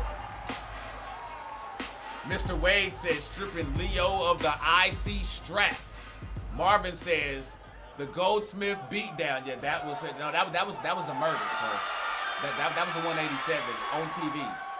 Like that, I didn't think the Rude Boy getting shot and Bishop getting killed on TV at first. But yeah, that Goldsmith murder was crazy. 50 pounds, the Underground Classic Pro Wrestling Champion, the Monster Champion. And Mars, the king of the Indies champion, out here with his strap, saying no one is safe. Read the jacket, bitch. Warpath with 100 stars. Oh my damn. Look at Mae Young looking like, come on, get it. Yellow Mountain says when the ring broke. Ho up, I agree. For me, that was a big one. When Big Brother broke the damn ring. The first and only time that has happened here in DTKA Promotions. Fucking amazing. Alexa Rain says the first ever one-on-one match between Alexa Rain and Tory Lane. Ho up. At 246 pounds, William says Muhammad's promotion to Scott. Okay, ho up it. Muhammad champion. Speaking of Muhammad, the Knockout Kings champion, walking out with the strap. That man's been on a tear. Ain't nobody been able to fuck with him yet. Let's get it.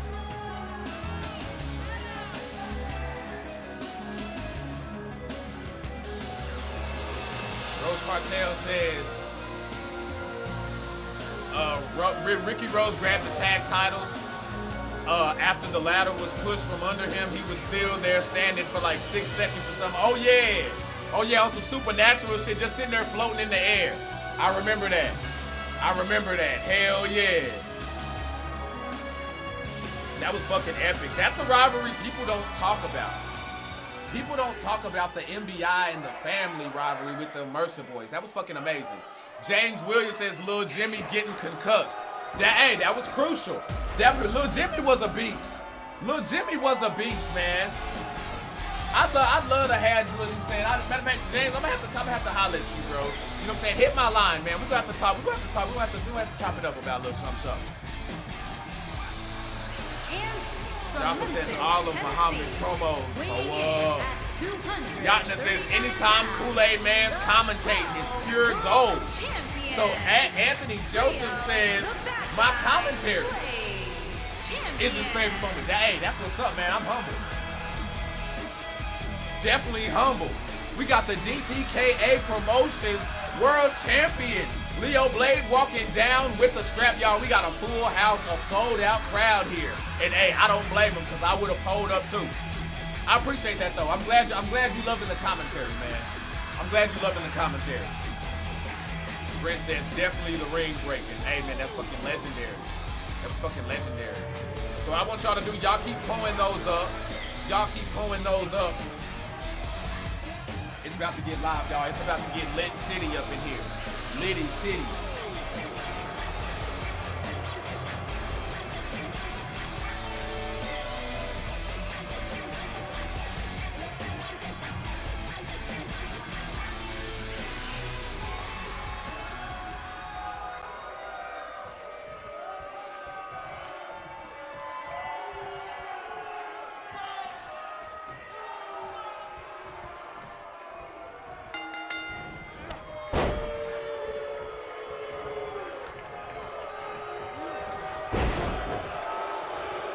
Mars is down, Leo Blade, and now Muhammad throwing Chambers right to the outside.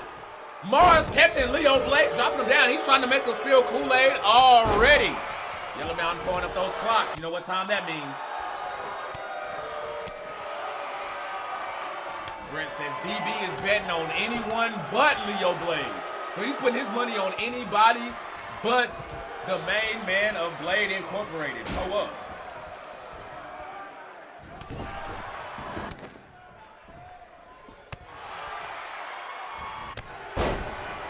Single leg drop kick from Leo Blade. Has Mars up, back breaker, and then applying pressure. Muhammad draped up and dripped out over that FOGW portion of the barricade. Chambers done brought his hands with him first class, priority mail. Now Muhammad returning the favor. Mars tossing Leo Blade over his shoulder, making it look easy. Sippers, who do y'all feel, even though this match isn't going on the record, who do you feel has the most to lose in this match? Who has the most to lose, who has the most to gain? All in one comment. I want to know who has the most to lose, who has the most to gain from winning this match right now. Personally, my take, I think Muhammad. Because honestly, I feel like the Knockout Kings Championship does not get the respect that the other 3 championships do. And if Muhammad was to come out with the Dubski, that would be a huge statement in my opinion. That's just me. Don't let me, y'all think what y'all think. Don't let me sway your opinion. But behind him, if I had a runner-up, it would probably be Mars for the same reason. Because I feel like people disrespect the King of the Indies division. Now, is it the King of the Indies division's fault that they don't get the respect that they deserve? I don't know. Y'all go up. Flexer going with Leo Blade on this one. So he's rocking with Blade Incorporated. Hey, damn, actually, you know what? I think the Flexer man may be Blade Inc.'s #1 fan. For real, for real. Pull up. Him and Solidus. Right there, because Solidus asked a great question on why do people knock Leo? And I don't know. I don't know. I mean, maybe the attitude's off-putting, you know, but I look at him as like a Chris Jericho. He can babyface and heel on you at the drop of a dime. Promos always consistent. I know a lot of people took issue with the way he switched divisions, but then again, you can't blame him for using the championship perk rule that's been there since the beginning, and nobody else chose to use it. Everybody else chose to get their rematch and go back for the belt. So, I mean, Solidus did pose a good question, but Leo Blade running in with the knee and catching the shoulder of Muhammad. Calvin Rick says his money's on Muhammad. Flexer says, that's my guy. They hate he great. Pull up, man. Pull up. Hey, man, I really can't say that you speaking, you know what I'm saying? I don't see the lie. Marley Griffin with the pull up. Marley, what's happening, man? I hit your inbox a while ago, man. Been trying to get you hired here, bro. Hit me back, player. Let's go. Let's go. My bad. God damn it. That's another fine. Y'all, I done ranked up a $100,000 fine. The boss say he gonna fine me $25,000 every time I say let's go. It's let's sit. Titan says Chambers has the most to lose. Muhammad has the most to gain. Warpath says the same thing.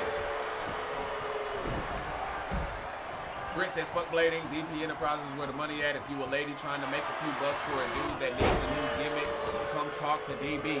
Man, I don't know. Oh man, Mr. Luscious may be beefing with that one. Like Leo, but money with Chambers. Hold up. Oh, and a single leg drop kick has Chambers rolling under the rope.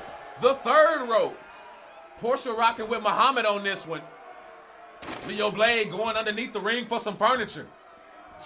Uh-oh, he say he don't work for Rent-A-Center, he don't work for Cons, he don't work for errands. He here to fuck shit up. Now, Muhammad with that motherfucking axe kick right on the back of the neck. Whoa, cover your grill. Leo Blade getting a whole mouthful on that one. And then another one. I hope y'all getting y'all clip on. Y'all better be treating, speaking of DTKA, like motherfucking DTKA Live at 5. These motherfuckers are brawling. Oh! Mars, the King of the Indies champion, the first one to be eliminated. As tough as he is, I'm sure that has to stick in his craw to be the first one gone. Whoa! Leo following up, slamming Chambers into the apron. Mars has to feel some kind of way, though. Given what I said earlier about the respect in the King of the Indies division, being the first one out doesn't help your case.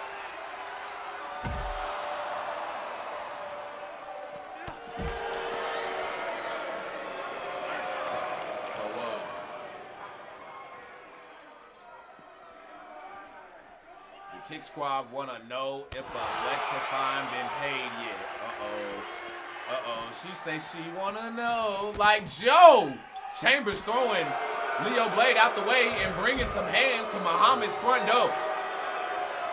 Go ahead, y'all. Pull up. I still need y'all in those comments. I ain't seen enough people do it. Let me know who has the most to gain in this match of champions? Who has the most to lose in this match of champions?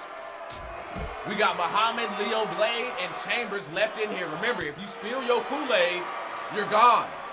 No pins, no submissions, no knockout, no none of that. You spill your Kool-Aid, you gotta head to the back for a refill. Catering's waiting on you. Take a number.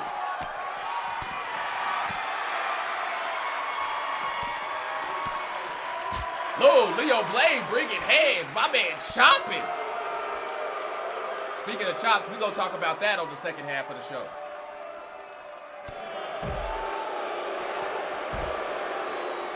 Yellow Mouse says she digging the gates. Yeah, got to keep people out our yard. Know what I'm saying?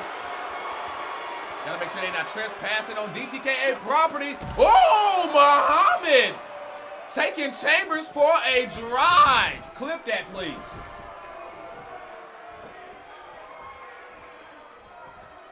Thanks to everybody up in here sipping the Kool-Aid with us. I really appreciate y'all giving us y'all's time on this Thursday. Kool-Aid so good, even a diabetic can drink it, and if you ain't sipping, you're tripping. Wade say they all some losing, some of them. Just trolling. Just trolling.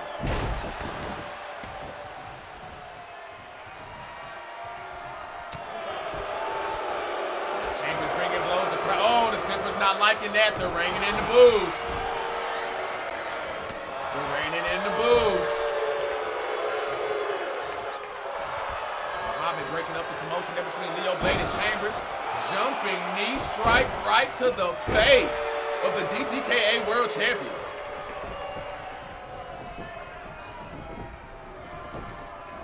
Uh-oh. Muhammad going. Knee lift up. Neck breaker. Leo Blade back up to his feet. Please get a clip on that. I don't know if that was adrenaline or what, but Leo Blade got back to his feet expeditiously. Now Muhammad goes for that trusty axe kick. You ain't kipping up off of that one. Now Muhammad scoping the champ, going again for that knee lift neck breaker. This time leg on the rope. Clip. Why is he doing the Peter gift that I have up? Leo Blade getting caught in the Peter gimmick, the leg up gimmick. Oh, and Leo Blade is out. The DTKA World Champion has been eliminated. Damn. The disrespect from Muhammad. It is now just Chambers and Muhammad left in this match, and Muhammad is in control right now. I don't see nobody fucking with him. Real deal. Right now, I don't see nobody fucking with him. Chambers has just been dominating right now.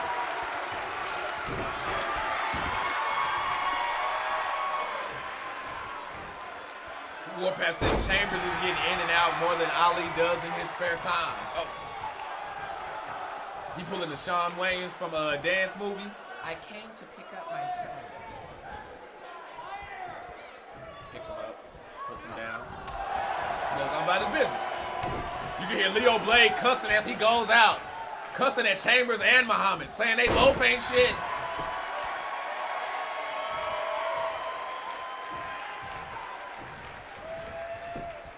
Now Chambers mounting Muhammad, punching him in the face. It's like, bro, the man's eye already black right there. What are you doing?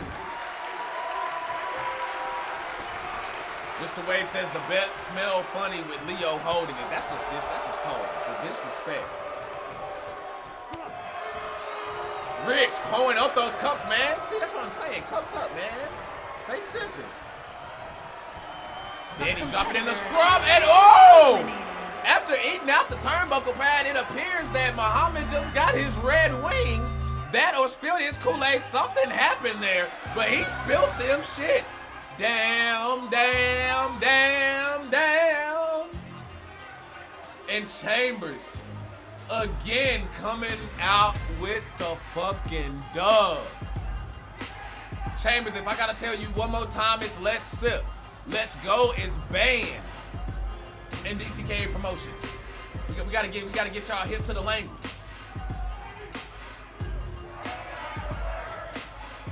But looks like Rose Cartel and them sippers, man. Hey, some of y'all chose well. I didn't have a poll up on that one for a reason.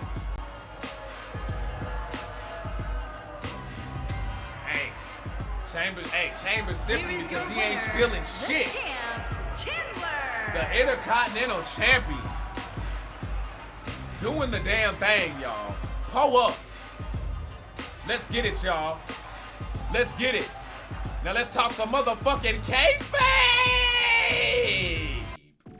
Let's go. Pull up. Let's get it. Flexer man, what is good, bro? What's good, my guy? What's good? What's good? What is y'all sipping on tonight, my G? Man, I'm sipping on clear cans right now, man. I'm sipping on clear cans. Oh, bro. First, before we get into our shit, bro, what's your thoughts, man? On what just happened? I know you was rooting for. I know you know what I'm saying. Rooting for Leo. You know what I'm saying. That's your guy. You know what I mean? What's your thoughts on that? And does it make you feel?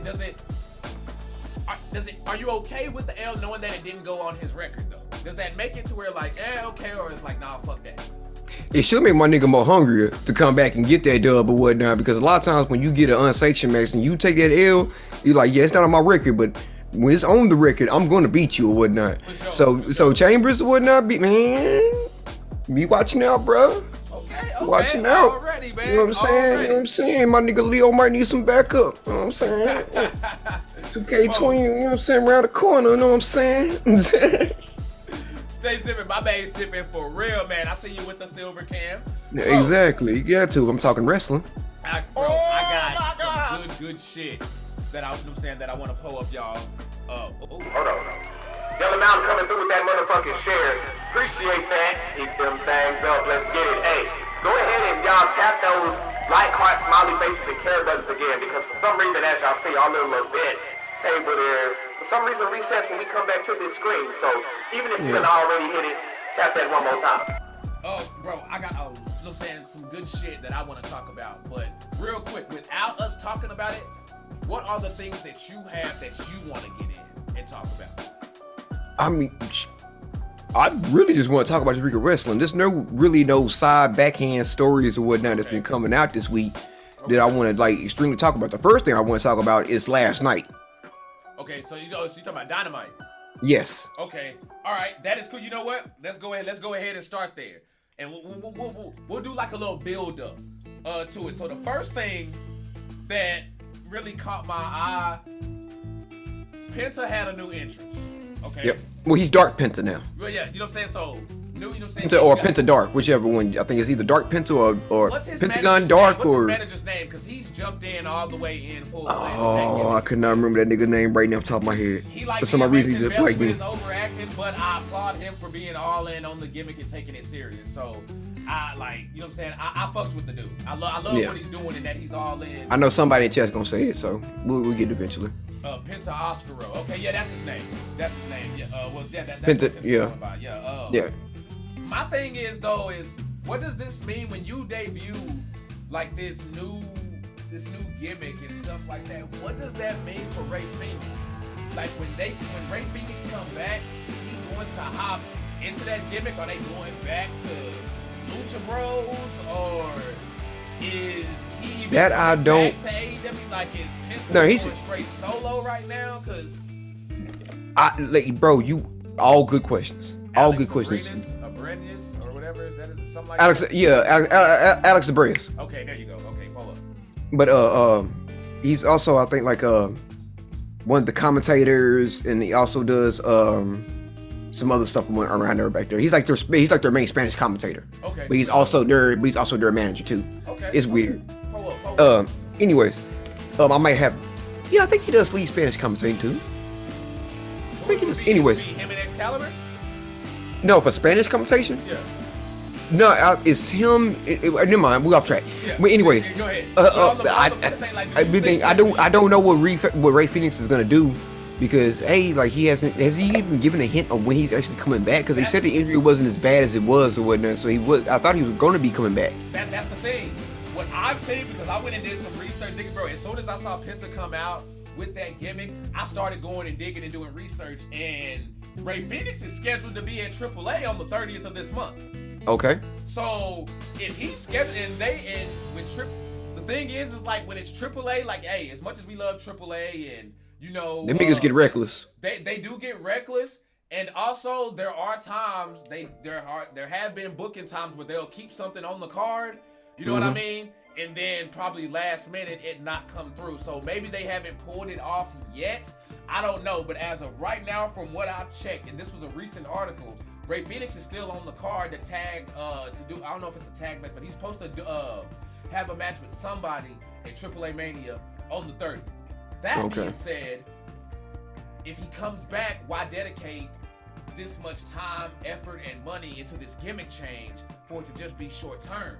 That's what I'm saying. It's not short term then, because AEW don't do that shit. Exactly. You feel me? And to go with that, when they were the Lucha Bros, remember they had quite a few different, like, not necessarily gimmick changes, but music, video. They've done quite a few changes already since they've been on the roster when it comes to the Lucha Bros. When you talk about music and the videos and just presentation, you know what I'm saying? So yeah, I'm with you. I don't see them doing a big back and forth, which is why there's a big.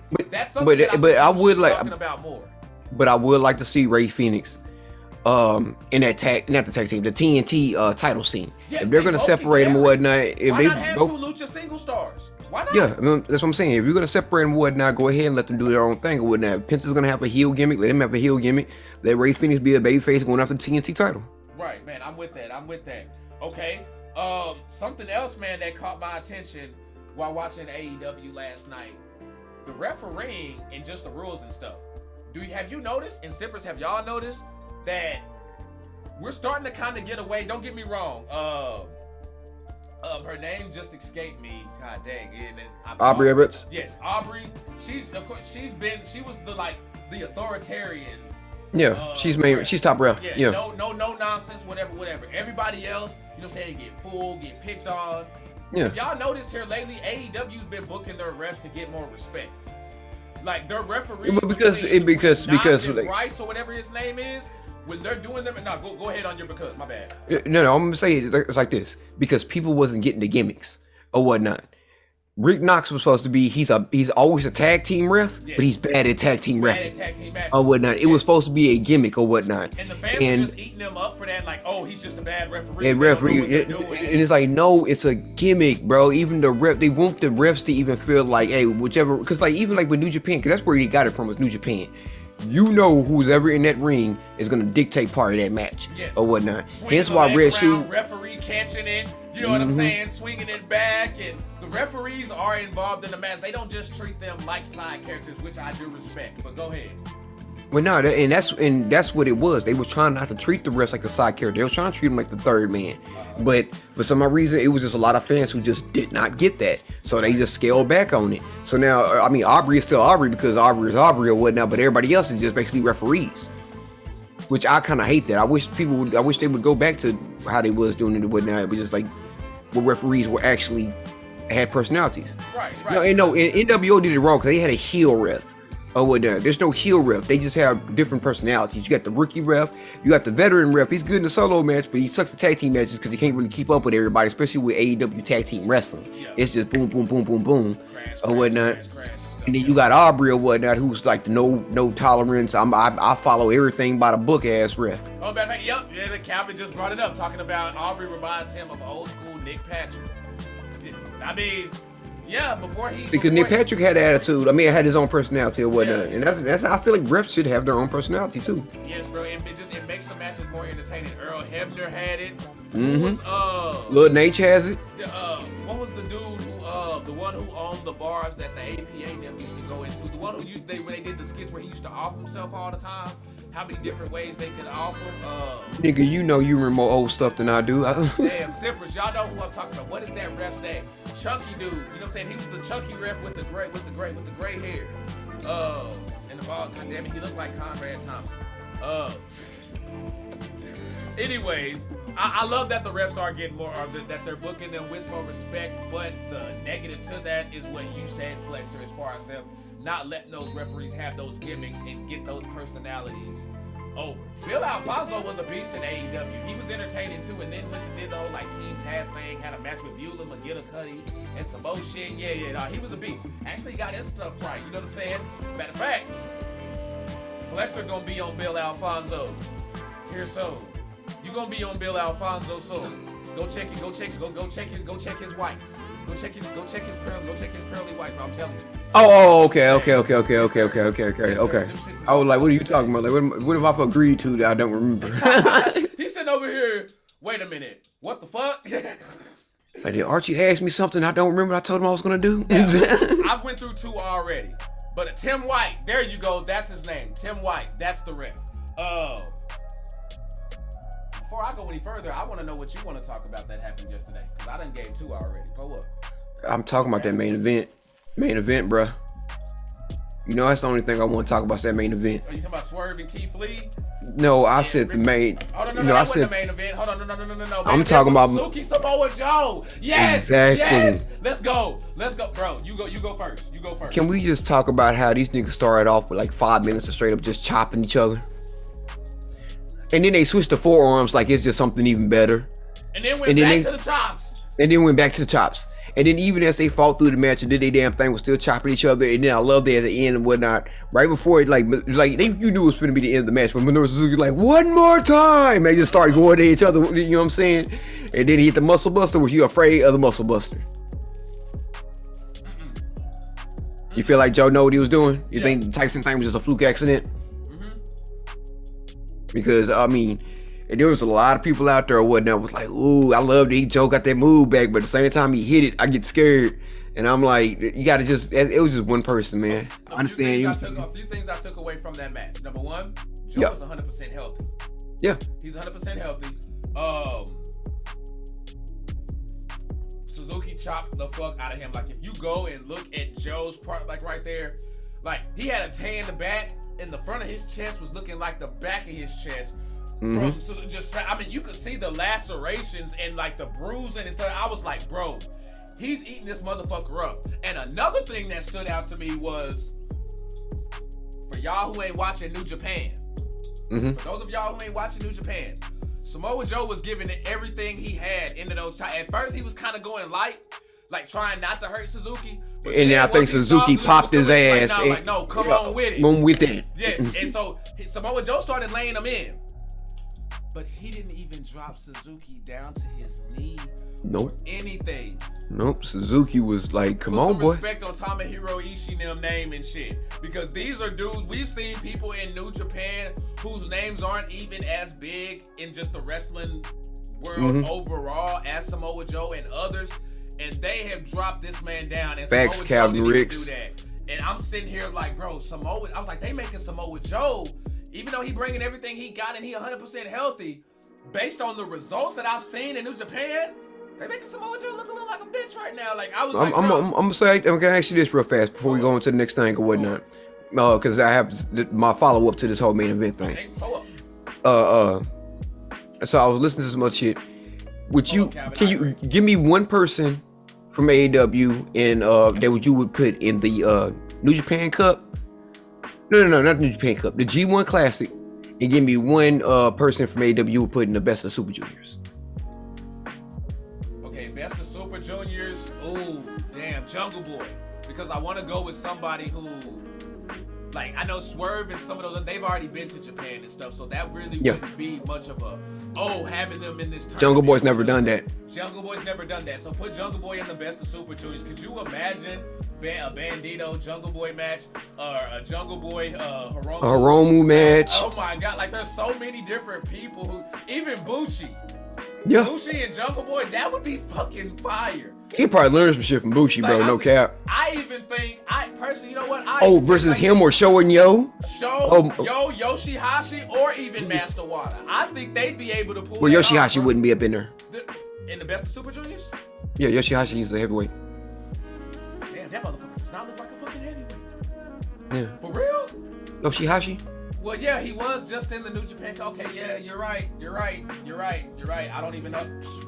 I'm thinking, are you thinking about somebody else? No. Because I was just, when I look at Yoshihashi, I still look at him as smaller than the Gotos. He's a small. He's like probably one of the smaller heavyweights. Okay, he's kind of like Ospreay before Ospreay bulked up, kind of a deal. Okay, for sure. I feel you on that. And then, okay, so like Marvin kind of has my answer right there. Like I would like to see Willa Yuta, but I think he'll be taking a lot of L's in it. But you put somebody like Darby Allin in it, I think the crowd would eat Darby up over there. Especially with them getting behind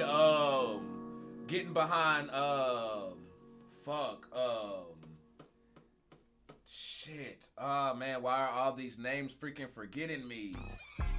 The dude back in the new generation, we talked about him last time, who had and I said his name last time, who had all the tattoos. Hakushi.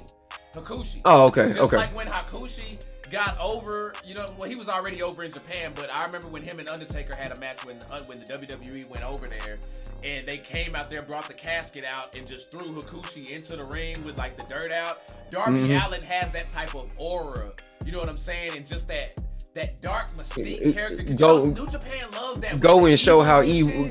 Go and show evil how it's done. Really though, bro. Evil and Darby Allin. I'm not gonna do that. I'm not gonna say that. I'm just saying. That would be brutal though. That would be freaking. Evil ain't evil to me no more.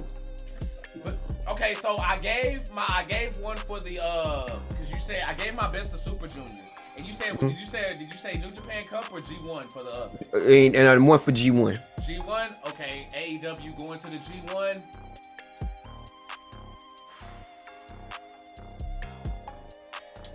Who needs it and who can make a splash?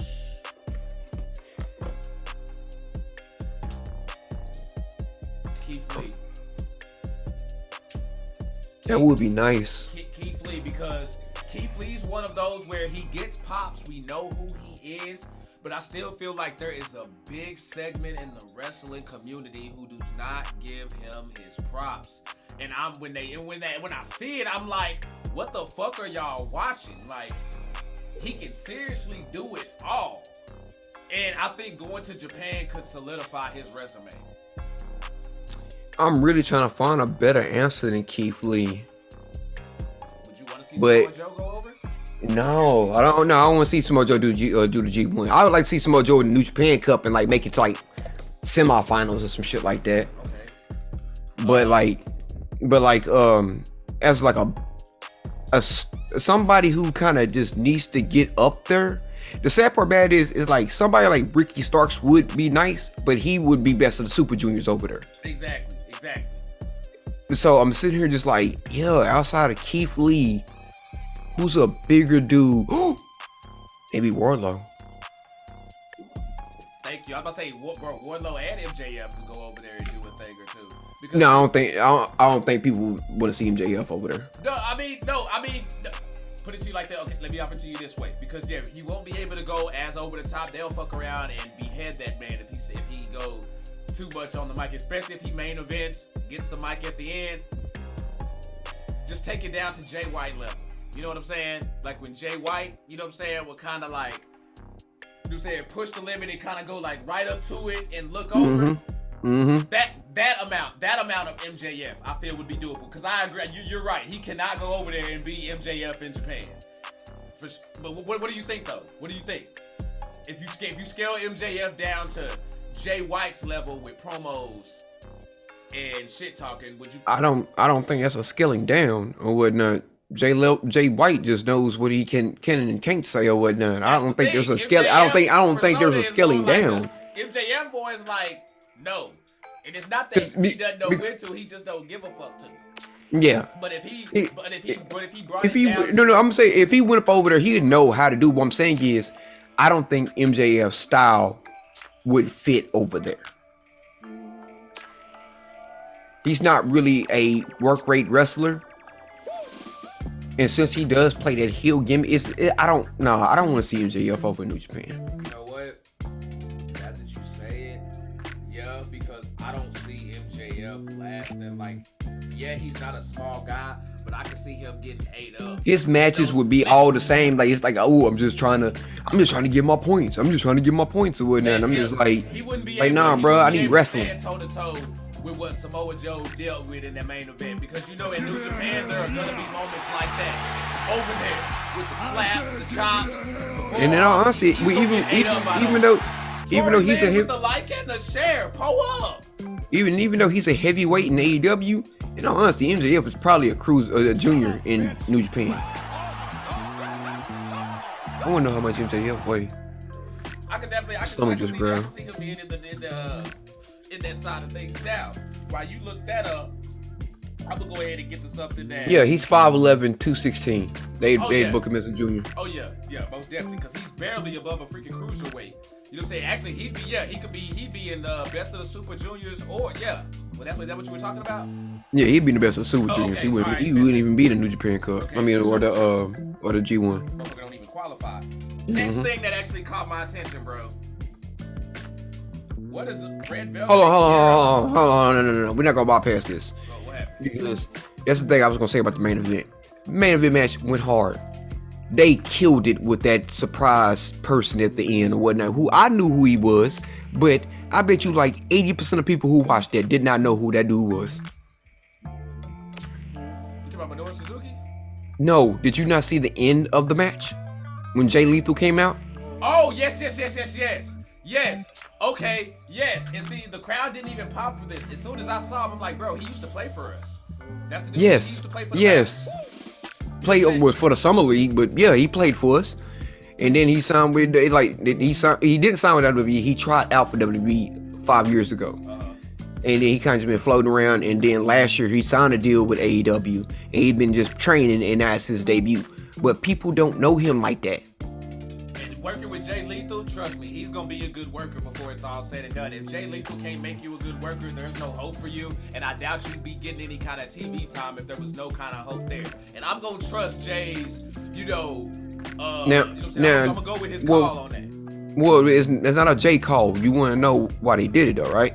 No, let me know. Drop it on. Okay, so number one, they had extra runtime. So if you watch the show live, when it went past 9 o'clock, they was promised extra runtime if Tony Khan would make sure that they have a big moment in the Indian market, because that was their first night being shown live in the Indian market. So that's why they made him the main event moment, because they wanted the Indian crowd to get a pop, not actually the American crowd. And I'm all for that, because you know what that is, Tony Khan. You're getting it. That's your Vince McMahon-like mentality that you need to start having on the business end of things. Don't always do everything for TV and the live crowd right there. You know what I'm saying? Well, not for the States TV. You know what I'm saying? For something like that, that is a business move that is going to set you up for... I love it, bro. I love it. I'm all for that. I'm not going to knock him. This right here is what I think. Red Velvet and Kiera Hogan in the baddie section. I don't like that. You don't like it? Nope. Why? Okay. Kiera Hogan, yeah. Red Velvet, nope. Okay. I understand you want to give Red Velvet something to do, but her aligning with Jade Cargill, I'm like, no, she should be one of Jade Cargill's biggest, like, I ain't gonna say foes, but thorns in her side or whatnot. Like, even though I keep beating this bitch, I can't get this bitch away from me or whatnot. It shouldn't be, she beat me, so now I'm finna join her. Type shit. And then I think, and hold on, I'm not finna start being old black Twitter or whatnot and be like, he being racist by putting all the girls together or whatnot, putting all the black girls together. But I can see why you would or whatnot. But at the same time, I'm like, you can't try to put them in a group with Jade when Jade is already dominating herself. She doesn't need a group.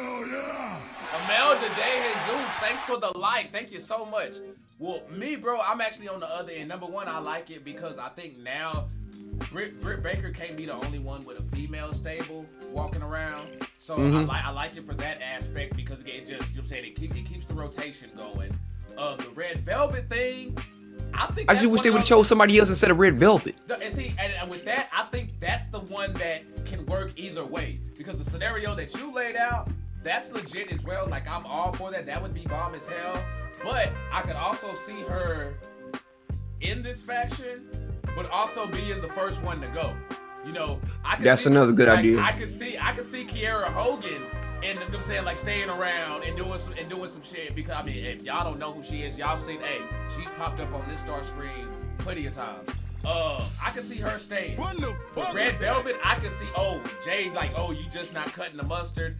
Like the shit that you were saying, I don't like you anyways, type deal. So I don't know, but can we just be real that baddie section could have definitely used them up in there? Because not all of them in that section were baddies, though. Can we just go in? I don't mean to say, I'm not meant to say, hey, I love, hey. You took it there. You took it there. I'm not saying, hey, I know I'm not the best looking motherfucker either. You know what I'm saying? I'm ugly to somebody, goddamn. But they wasn't all the baddies. They wasn't the baddest of the baddies. There was some, you know what I'm saying, who wasn't no baddies. You know what I'm saying? Just probably had some bad days.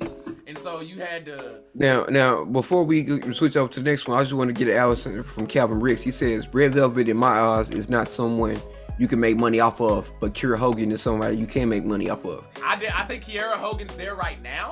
Red Velvet, definitely I can see it getting there because she can print money. She got catchphrases, she got merch, she has signs, like she just has so many things that can get over. But here's what I'm going to say about it, is that she's already had more experience. She's more developed than Red Velvet. True, that's facts. That's because we've been watching Red Velvet grow before our very eyes. Yes. To be honest, just Kiera Hogan or whatnot had already, you know, said she already had an indie scene, then she went to Impact or whatnot, and she's still been hitting the indie scene, and now she's at AEW. Red Velvet was in the indie scene, and COVID hit, and it was like, hey, you know what I'm saying, you're part of the Nightmare Factory anyways, you might as well get your reps in on Dark and shit like that, and then we're gonna put you over here, put you over there and whatnot, and then Brandy aligned with her, gave her some rub, then and she just kept getting rub or whatnot, because everybody can see the potential, but we know she's not there yet. Right. And another thing, real quick, Majaya, thanks for that like as well, bro, I appreciate that. Another thing I think that gave me a hint that she's gonna do good was last week. Or it was either last week or on Rampage when she won her match. You know what I'm saying? Just the attitude that she showed, that she was showing, I was like, you know what? I like that. Go ahead, handle your business. You good? Okay, yeah, go ahead. But I saw Red Velvet, y'all, after she won her match. I'm not sure if it was Rampage or Dynamite. And just, you know what I'm saying, the way she was taunting, dancing, like she was just feeling herself. And I was like, oh, hell yeah. Hell yeah, keep it going. So I think it's good. I think it'll be a pretty good addition. Let's get to some of these comments. Danny says, Britt is in her own league. Right now, yeah, but you definitely need some females to rotate. Because what you don't want to have happen is get very predictable where Britt Baker is there and then she has her lackeys and you don't want to, as wrestling fans, we don't want to see repetitive shit like Britt Baker being the final boss. You know what I mean? In these feuds, what you want to see is you want to see these females rotate. Shit, look at one of Britt Baker's chicks already beefing with Toni Storm. You see what I'm saying? In the Owen Hart deal, like, nah, whatever feud you have, don't have it have anything to do with me. You go do your deal. Your thing. Yeah, and that's we still a faction or whatnot, but that's your beef right there. Yes, and I love that. But like right before you got about, I was talking about, I did love the Red Velvet attitude that she was showing. I think after her dub on Rampage or Dynamite last week. Past week that she was showing. I love that flair and attitude. So regardless what she does, keep that going. Oh, here's one. Here's one right here. And actually, this one, I'm going to pull this one up in the question deal for the sippers to get involved in. I want to know, what's your opinion on CM Punk since arriving in AEW? Shit, bro, it's actually made me a fan of him because I never really was a CM Punk fan. Okay. I felt like he was, and like people hate me for this or whatnot, but I always say that I felt like he was overhyped or whatnot because I never watched CM Punk live.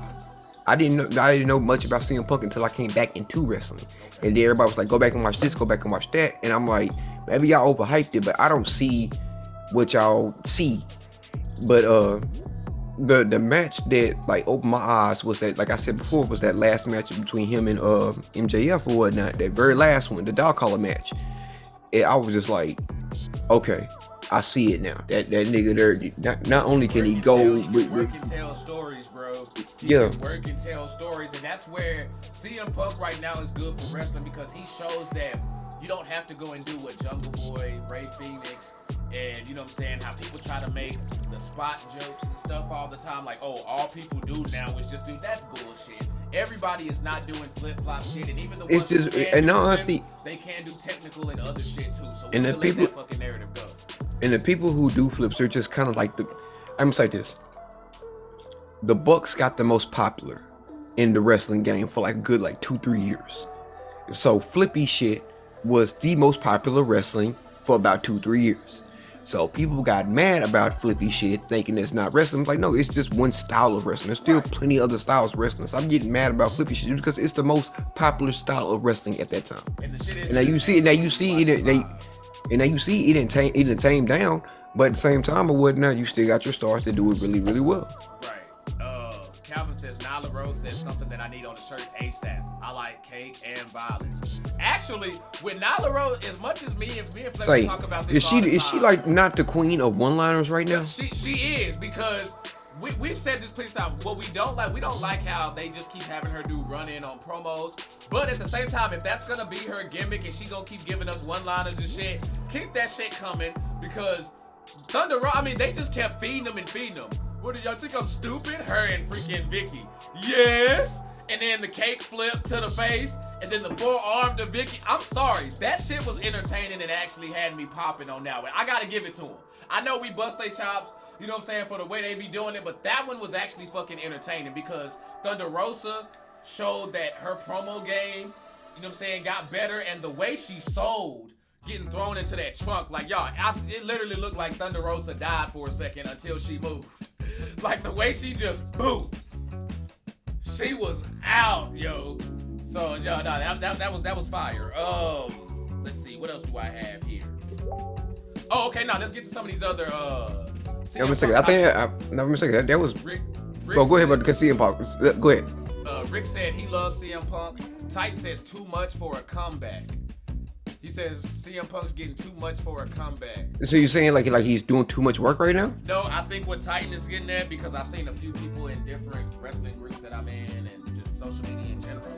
A lot of people feel like, oh, CM Punk came back talking, oh, I want to put young talent over and work with young talent, but now he's already like making signs, gunning for the championship and blah blah blah. Number one, saying that he wants to go for it doesn't mean he's got to automatically get a push forward. I'm gonna say like this, because like the Hangman CM Punk match is gonna happen. I feel like that's gonna happen. If not CM Punk, Hangman, it's gonna be Adam Cole, CM Punk. Right.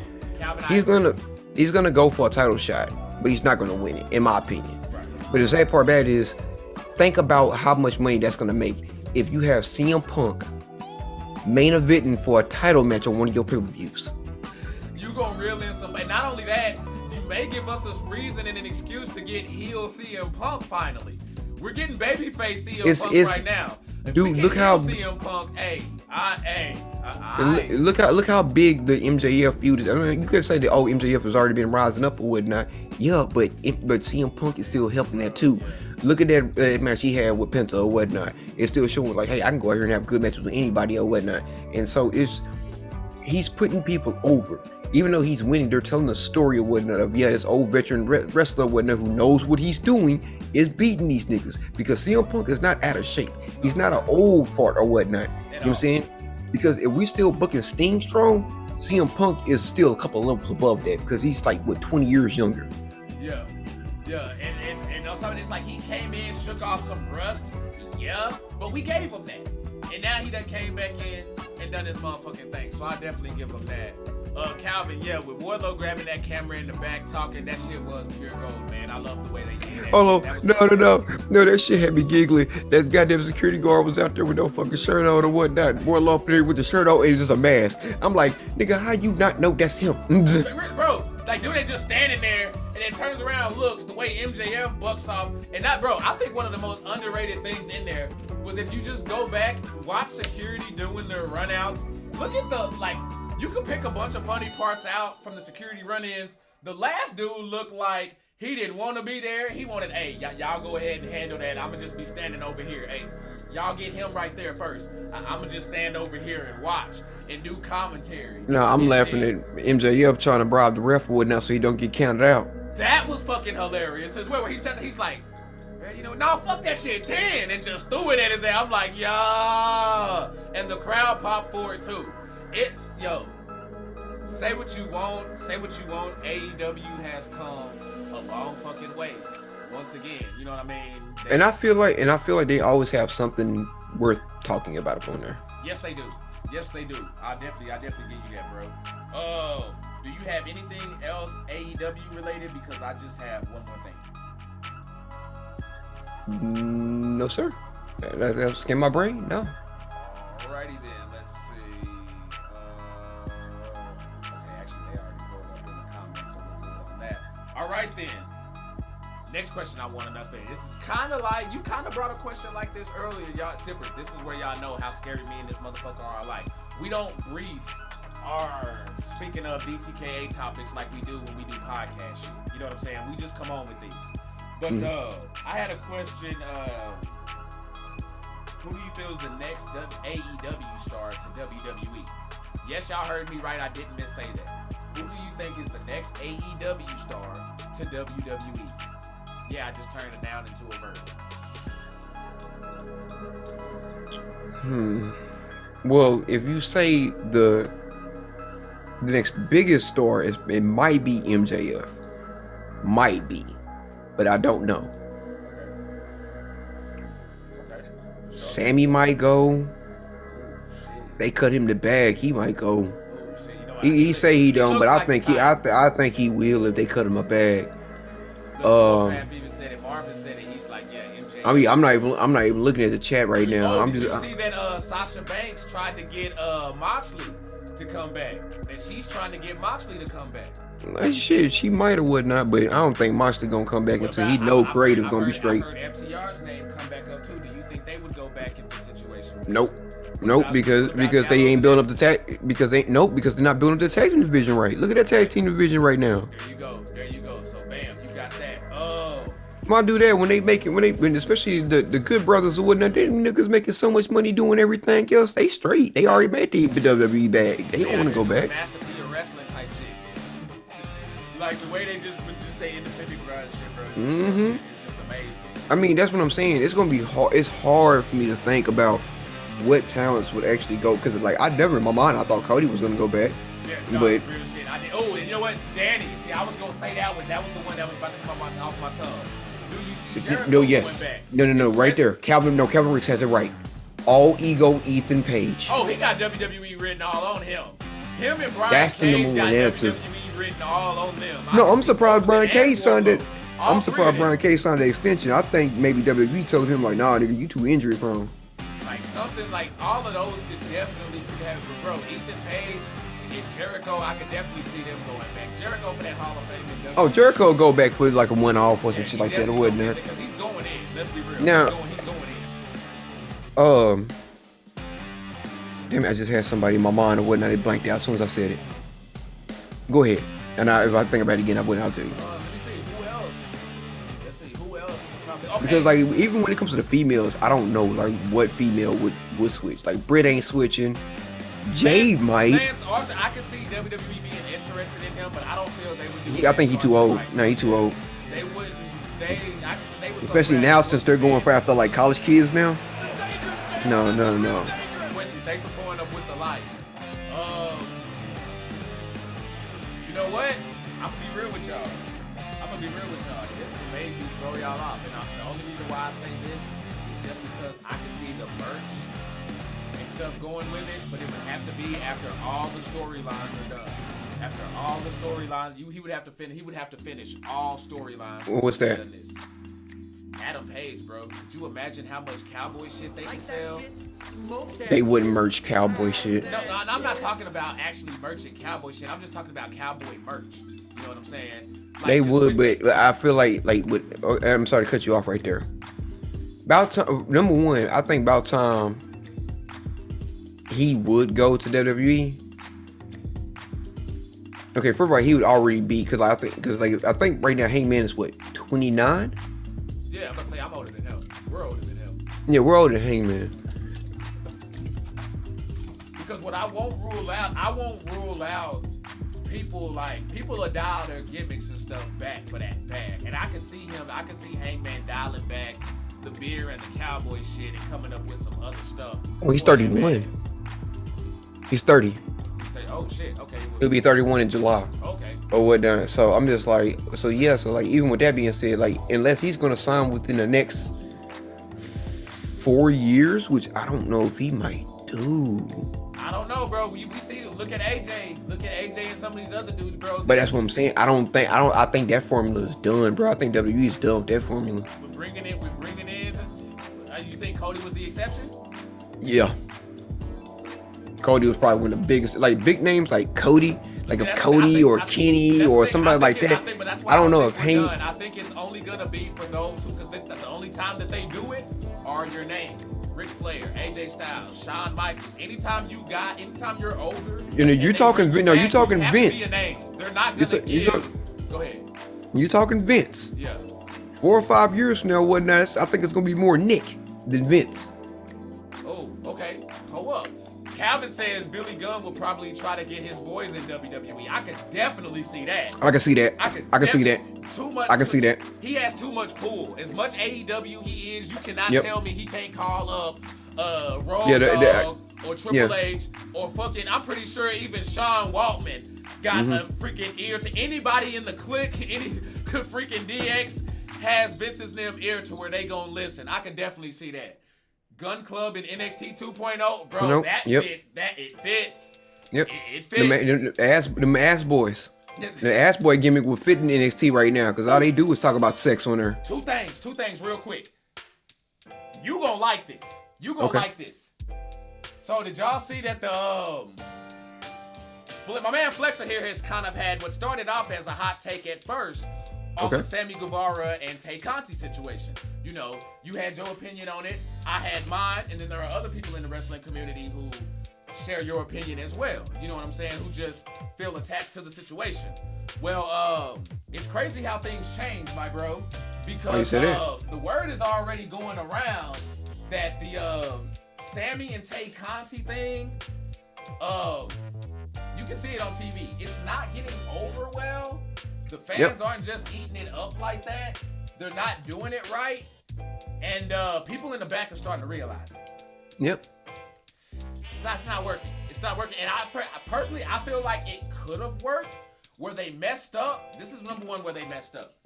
Sammy Guevara coming out doing the key card thing, that needs to either be for like the live crowd when the cameras are off or for big moments only. You do not need to come out like every other week doing that whole gimmick. It's a crowd killer. It is a crowd killer unless something is on the card that really pops everybody. It's a crowd killer. Not only that, trying to get Tay Conti involved in it, her timing is not all the way up in honestly, I feel like you're killing Tay Conti's like buzz. Seriously, she was rising up and then she got with Sammy and all of a sudden it's like, because I was really a fan of her and Anna Jane. Carmella and Corey Grant. I'm like, okay, now y'all kind of disrespecting Sammy and her ring attributes when y'all do that, but y'all kind of doing it to yourselves when y'all keep this gimmick going as long as y'all doing it because their approach is different. You could have been together on screen and doing that, but Sammy, come out as a manager every once in a while. Stop doing so much talking on the mic with both of y'all. Just talking on the mic. But talking to Mike about how much y'all have sex and shit. Let her come out, do some managerial shit. You do some managerial shit when y'all have y'all open. There are ways to get this open. Hell, come fuck with your boy. You know what I'm saying? I got ideas. Goddamn, like there are ways you could have got this shit over without fucking it up. Because while I disagreed and had a different take on what you said, at the same time, that doesn't mean what you said was wrong either. And you got to be able to read the room and read the crowd and just, hey, don't, you know what I'm saying? Don't milk the cow too much.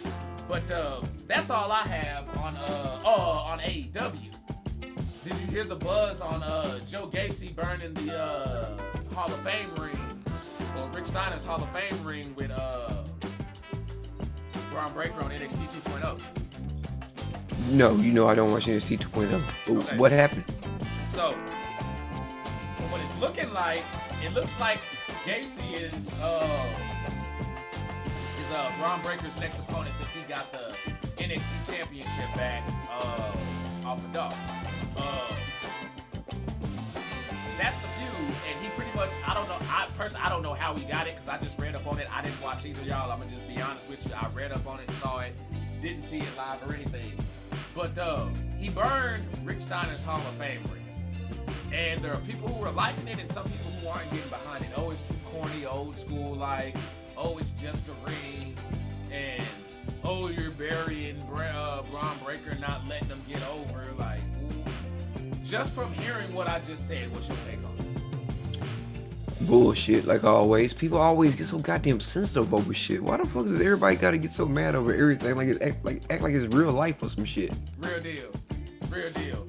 Because that be my main thing right there, or whatnot. Just sometimes people take wrestling too goddamn serious. And do you think they really burnt the real thing? No, they fucking did not. Bro, we know damn well Rick Steiner, as long as they've been waiting to get in the Hall of Fame, no matter what Scott Steiner says and all that beef, they've been waiting a long ass time for that. Number one, we know it's a replica. Quit getting worked by the shit so much. Just you already know what it is, bro. We can't stand those fans who be getting worked by the work and getting sucked into that shit. Want to be worked but don't want to get worked. Yeah, I'm not even gonna get into that one.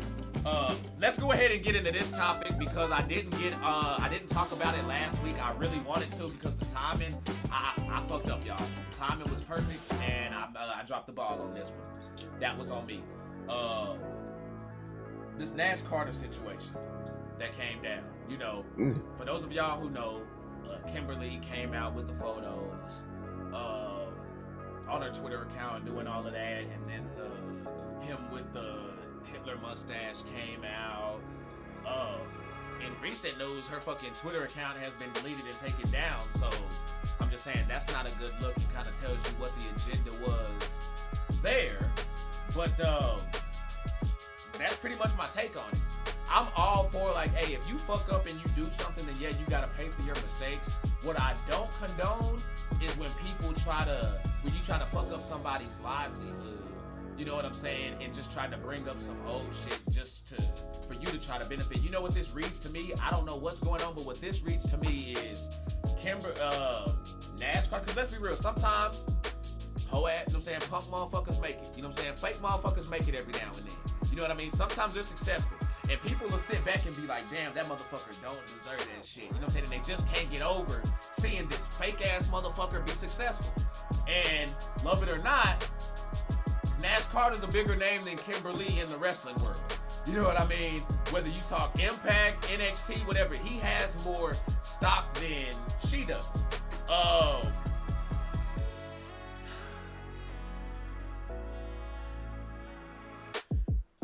I ain't got nothing to say. When you not being, I'm trying to be careful with my words. You know, I'm trying to be careful with my words. I know.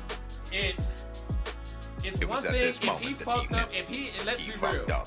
Let's say this was in the past, within the past.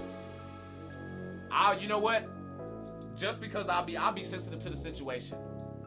I'll give you like maybe no more than 6 months. You know what I'm saying? I'll give you no more than 6 months. I really want to say 3, but because of where we are at a day and age and time, personally, I feel like I'm not going to tell women how to handle a situation, but I feel like now in time, it's easier for women to come forward. Kevin Bartholomew! With the share and the like. Thank you for pouring up. I think nowadays it's easier for women to come out and speak up on the stuff that they go through, whether it's certain cringy situations that I won't. I'm just not gonna say it on there, but you know what I'm saying. Just in many situations, women have more power now than they've, ever had, and as far as just dictating things, and they can speak on things. So I think if something that crucial and that really, hit her that hard, it shouldn't have took that long. It's one thing, yes, I understand if he fucked up and you trying to put that out there because he didn't suffer his punishment. When you're trying to bring up revisionist history just to fuck up somebody's shit, no. What this smells like to me is, oh, my bag of stuff ain't looking too good right now. Hey, Nash, if you don't sit, if we don't, basically extortion. If you don't drop me this, and this, I'm gonna go to Twitter, whatever, put this info out there and fuck your whole shit up. You know you can lose your job, right? Let's be real. Y'all consider it. Females do this type of shit. So that's just what this smells like to me. Y'all want to go back and look at our podcast. There are plenty of times where we've defended females on stuff like this. So this isn't, oh, you know what I'm saying, two dudes just automatically backing the dude and going against him. No. Go check our archive. That's what we have the YouTube for. Go check that shit. We've backed plenty of females on stuff like this. This one in particular does not feel genuine to me. It does not feel genuine to me at all. I ain't gonna care with you. When I first heard about it too or whatnot, it didn't feel genuine. But at the same time, at the same time, it's he got released, and then like nothing else after that or whatnot. And she released Twitter and shit like that or whatnot. I'm just like, first of all, number one, I hate it when people start putting shit out on social media or whatnot. If y'all got beef, y'all got a problem, y'all relationship ain't working right, he done something about this here, do that shit the proper way. Take that shit to the authorities, do all this here, whenever that shit get out from that way, that's a different story or whatnot. But once the police have done their investigation or who else did, and they release that information, that's the whole different story. But I never like it when people said that he's been going to counseling and doing stuff to get better as well. So it ain't like he dismissed the whole situation. I'm sorry, I didn't mean to cut you off. And also, Brody, if I know that you're doing some hoe ass shit or even some racist type shit, even though we're best friends, do you think I'm still gonna sit here and keep associating myself with you if I know you doing some hoe shit? Nope. Yeah, you know I wouldn't do the same either, bro. And I wouldn't expect you to. If you know I'm fucking up, if I go out there, bro, and I do that cringy shit that we talking about, you know what I'm saying? I'm either gonna come up and tell you, hey, bro, what you did right there was not cool, or B, I'm just gonna start fucking with you. That's just what that is, and bro. You know what I'm saying? The time again, like the sippers, which on the timing is weird. People in general need to speak up through any abuse. Don't wait until later. Yeah, we gotta stop with the I'm scared what people gonna think. No, we're past that point. Society has shown that as soon the faster you speak up, the better. You know what I'm saying? Like I said at the beginning, proper authorities. Stop posting it on Twitter and getting everybody on your side. And because just for the people who go back and rewatch this, yes, we also know that it wasn't because of that issue. It was because of the Hitler situation with the mustache. Okay, let's go there. Again, let's go there. That happened when he was 19. You know what I'm saying? And I don't even know the context of it. He might have just been playing in the goddamn bathroom or whatnot, and all of a sudden, he's like, hey, look at me, I look like Hitler. Right, you know what I'm saying? Like that's exactly. And that's it. I'm not trying to sound. What if he fucked up his mustache then and was like, yeah, bro, hey, look at this shit. Well, I look like. Look at me looking like this bitch ass motherfucker. We don't know what the text was with that. Nothing. No context, no anything. So, yeah, we get that and understand that, but at the same time, I'm also looking at WWE. If y'all knew about that as well, and y'all had dismissed it, but only like once they like, I get it, because we had a bunch of people on them with the Gunther situation and with the shit. That kind of leads to one of my next topics. Fuck it, let's talk about it. Go for it. We kind of got on it a little bit yesterday, but is Tyke Lion? First of all, is Tyke Lion still sipping with us? I want to know if Tyke is still up in here because Tyke is the reason for this next topic coming up. Well, while we're waiting on Tyke, go ahead and explain it. Okay. So,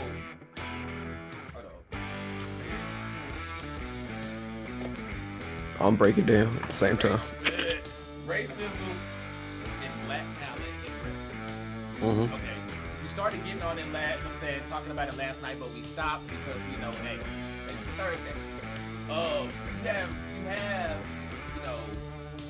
blacks out there who we feel like, the champions don't need nothing right, or they don't give them the proper respect of the runs. And Tyke came in with that stance last night, and there's people who feel that way. Like they still feel like there's race is still playing a part. And people's he said what it was not in the push. It's in like when we think it's the moment they should. It's them not recognizing them as a champion when they should be recognized. And the argument that I was having is that I feel like a lot of people think that every black person once they get popular should be a champion.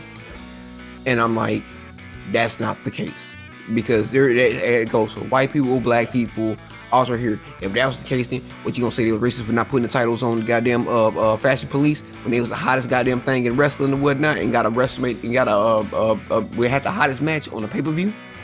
No, they left it on the Usos. Look at Hit Row. Hit Row forcibly got over at NXT and SmackDown. Look what happened. see what I'm saying? So you can get hot and get released, but I know that was a black talent, so that was probably a bad shit. But okay, hold on, let me think of somebody else. Who else was over as fuck and didn't get? Okay, here's one. Elias. There were plenty of times where you could have veered with Elias for him to be taken serious, but after a while, we just got so used to, oh, they about to cut Elias off. Oh, they're about to where we know Elias ain't about to win no championship. Elias ain't about to have no thing. He was a glorified job when that happened. He said that tag match with Powerhouse Hobbs and Starks versus Lee and Swerve was great. Even the ref was black. That was a moment that made Swole look dumb. You know what? That did kind of make that comment, but see, I also feel like that's at the time that Swole said it, her comment was not dumb though. You know what I'm saying? Everything that we've been using as far as ammunition against that has all been after the fact. So, you know what I'm saying? I will take that into consideration. But they, you know what I'm saying, they are disproving that. And sometimes, hey, sit back, let shit play out. What I also liked was Eddie Kingston coming out there with the Thump shirt on. You know what I'm saying? So shout out to the Junkyard Dog reference out there, realizing that we in New Orleans, Louisiana, where he was like one of the most over motherfuckers. The most over motherfucker in Louisiana. Ricky Starks, the hometown kid, back in his hometown. So it was just good to see. And I knew going in they were not about to boo Ricky Starks in that match. I knew he was not about to get no boos and he was about to get cheered on. Everything he did. So that was so there's that right there. We pretty much got that. We don't even need to linger on that too long. Did you hear about Alexa Bliss's once again rumored push?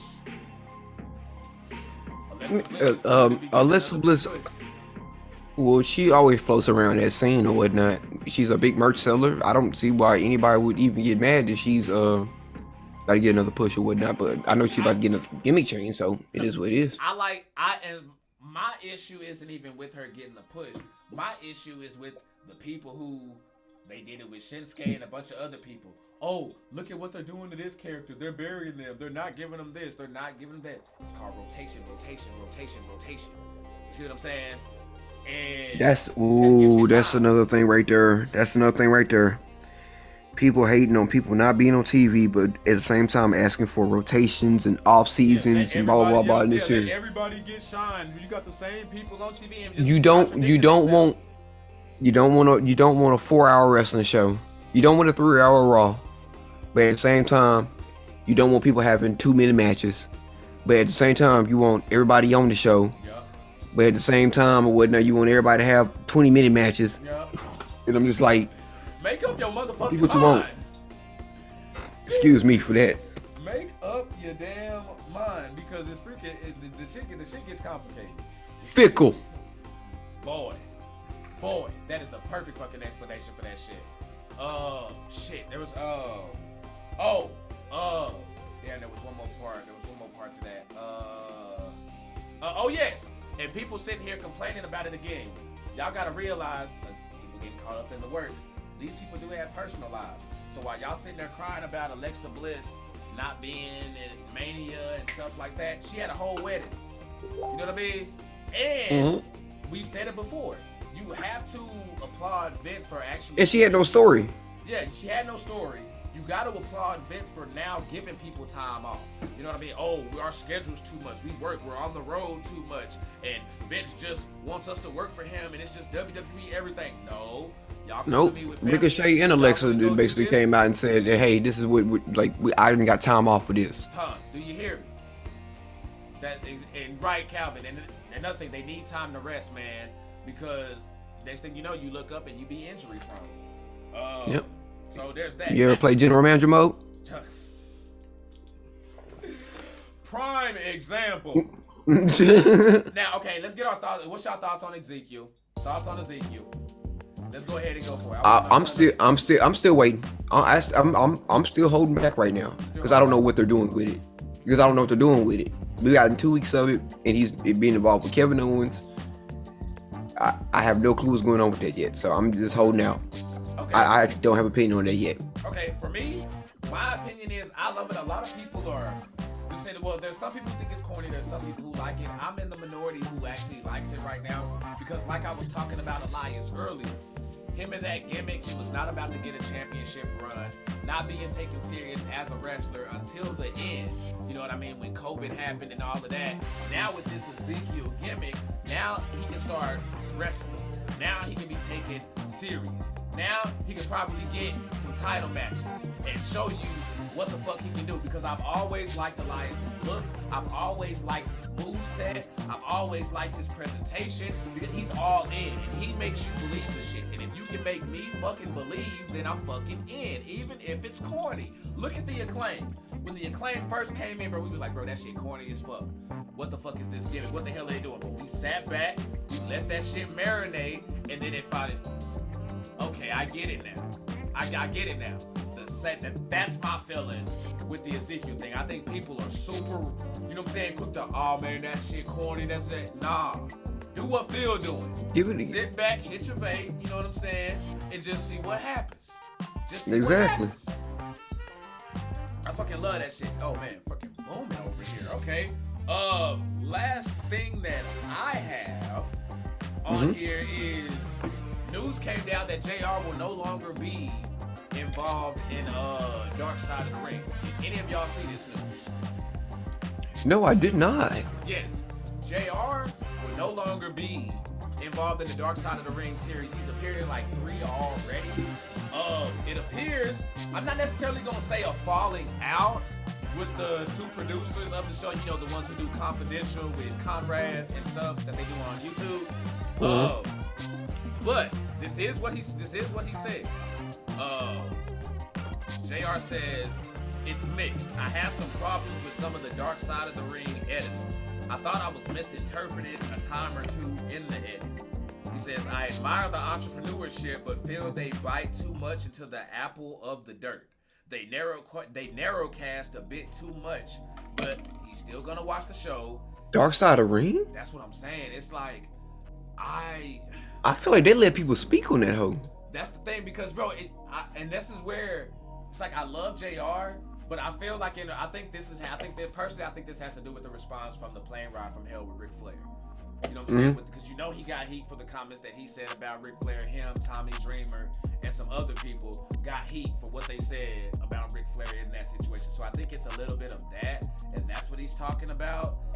And quite frankly, we've seen some of the, matter of fact, go back and look when A&E did their documentaries with Stone Cold, Ultimate Warrior, Macho Man, and stuff like that, and then watch Dark Side of the Ring and how they did it. Those are 2 completely different type of, you know what I'm saying, type of deals. Now they attack them at different angles, and you can't blame them for that, because if you're airing something during the same time that I'm airing something, we don't want people watching the same shit, because I don't give a fuck about your views. I'm worried about mine, and I feel like they're not gonna watch mine because my shit may look like yours and be the same damn thing.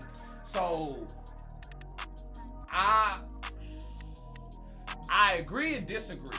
Yes, they sometimes do get caught up in some of the dirt, but I feel like they do a good job of putting in the factual dirt. Sometimes they'll let somebody like a Vince Russo get on camera and start spewing his bullshit that lies. They'll sit there and let Vince Russo or somebody get on the camera and just be straight lying. Abdullah the Butcher. What was that? Teddy Atlas went out there and straight up caught him in a whole face. I said he was a fucking liar right there on the thing. That's good. Especially for motherfuckers like me who love history shit. That's the shit we want to see. Flexor. We love that behind the scenes type shit. We want to see that. Nah. If that motherfucker lying to our face on this documentary, I want to know he lying. We want to know he lying, because people do that a lot, and we don't get that side that, oh, they were lying on such and such documentary. Not until somebody go on a podcast or a talk show and then say, no, such and such lied on there, and then they start dropping the facts. So I love what Dark Side of the Ring is doing. I've watched their fucking every episode that they have. I've watched each episode more than 10 times a piece, and I'm not even capping with y'all. I'm not capping with y'all. The shit is that damn good. But yeah, so he said he's still gonna watch, he's still gonna support the show, he's still gonna rock with him, but he's just not doing any more interviews. So that's what that is. Yeah. But broski, that's all I have on. I got one last thing that I finally remember what it was. Oh, go ahead, let's go. Pull up. Okay, so and this is about the WWE 2K game. Okay. So and it kind of goes back to the topic that I had yesterday about YouTubers. But there's a lot of popular YouTubers who don't watch wrestling, who don't even talk about wrestling, they might say something old school like, "Oh, that's some Ultimate Warrior, that's some Hulk Hogan type shit." You know, they watched it back in the day. Everybody watched it back in the day. Right.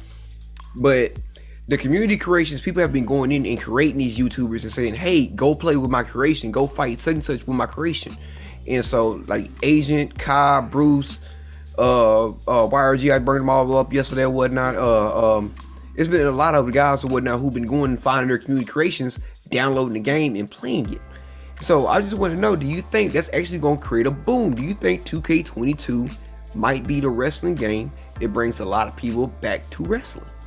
Actually, thanks to these YouTubers. I think so. I think yes, because of everything that you just said, with it being accessible to play as far as the buttons. And now people are about to find out what we've been knowing. You know what I'm saying? About community creations and how it's been keeping 2K alive. The masses are about to feel what... Dude, I saw somebody post yesterday a Shanae, and it was crazy because I had just saw it the night before when I was, you know what I'm saying, grabbing the DTKA roster, and I saw it, and y'all, I stopped, I put the controller down, took a deep breath, and then started laughing because it was so on point. Like, I'm sitting there thinking, like, wait a minute, does that really look? Because sometimes people will create some folks and it don't look nothing like Nothing like it. Nope. Creation. Nope. But I think CC is really gonna, yes, bro, yes, to say it, yes. People are about to find out what we've been knowing this whole damn time, and how legit and how fun it is. It's fucking amazing. I love it. Yes, sir. I love it. But hey, bro, I appreciate you bringing that shit up in here, man. But hey, that's all I got on the wrestling side, man. You know what I'm saying? I don't know what you about to get into. I saw you sent me, so okay. Ooh, okay. Pull up. Do I need have that ready for next week? Just check it out. Just let me know if you when you get done with the show, check it out and call me. All right, bet that. For Shizzy, we'll do that. Well, hey, I appreciate Philly Flexer coming through sipping with us, y'all. Go ahead, can I get some cups up in the chat for the homie one time for the one time? Also, Appreciate the love, y'all. Appreciate the love. No, matter of fact, let's go ahead and give you your flowers real quick, bro. Appreciate, you know what I'm saying, the work on the YouTube side. You know what I'm saying? The work you've been putting in on the YouTube and the editing shit like that is for real. And y'all go fuck with my man on twitch.tv/PhillyFlex. You know what I'm saying? Over on the purple side. You know what I mean? I'm probably finna go live with some Elden Ring right now because I'm finna play Elden Ring or whatnot, and yeah, so I'm probably finna go live on it right now. Do you hear me? So hey y'all, fuck with us. We trying to take over every fucking. We want to make a fucking you know what I'm saying, indention, imprint on every fucking brand we can. So hey, I appreciate you coming through, bro. Appreciate the motherfucking work, and shit. Saturday, if everything's still going on as planned, we'll be lit. Oh yeah, we will be lit. We probably won't be streaming Saturday because we will be lit. You know what I'm saying? Be ready to party, sippers. Let's get it. Well, hey, bro, you take care, man. I'll catch you later, broski. All right, keep it sipping, sippers. Already. That's what the fuck is up, y'all. The Flexer man in the house, rocking with us. That was some good shit. That was some good shit, and I appreciate y'all still hanging up in here rocking with us.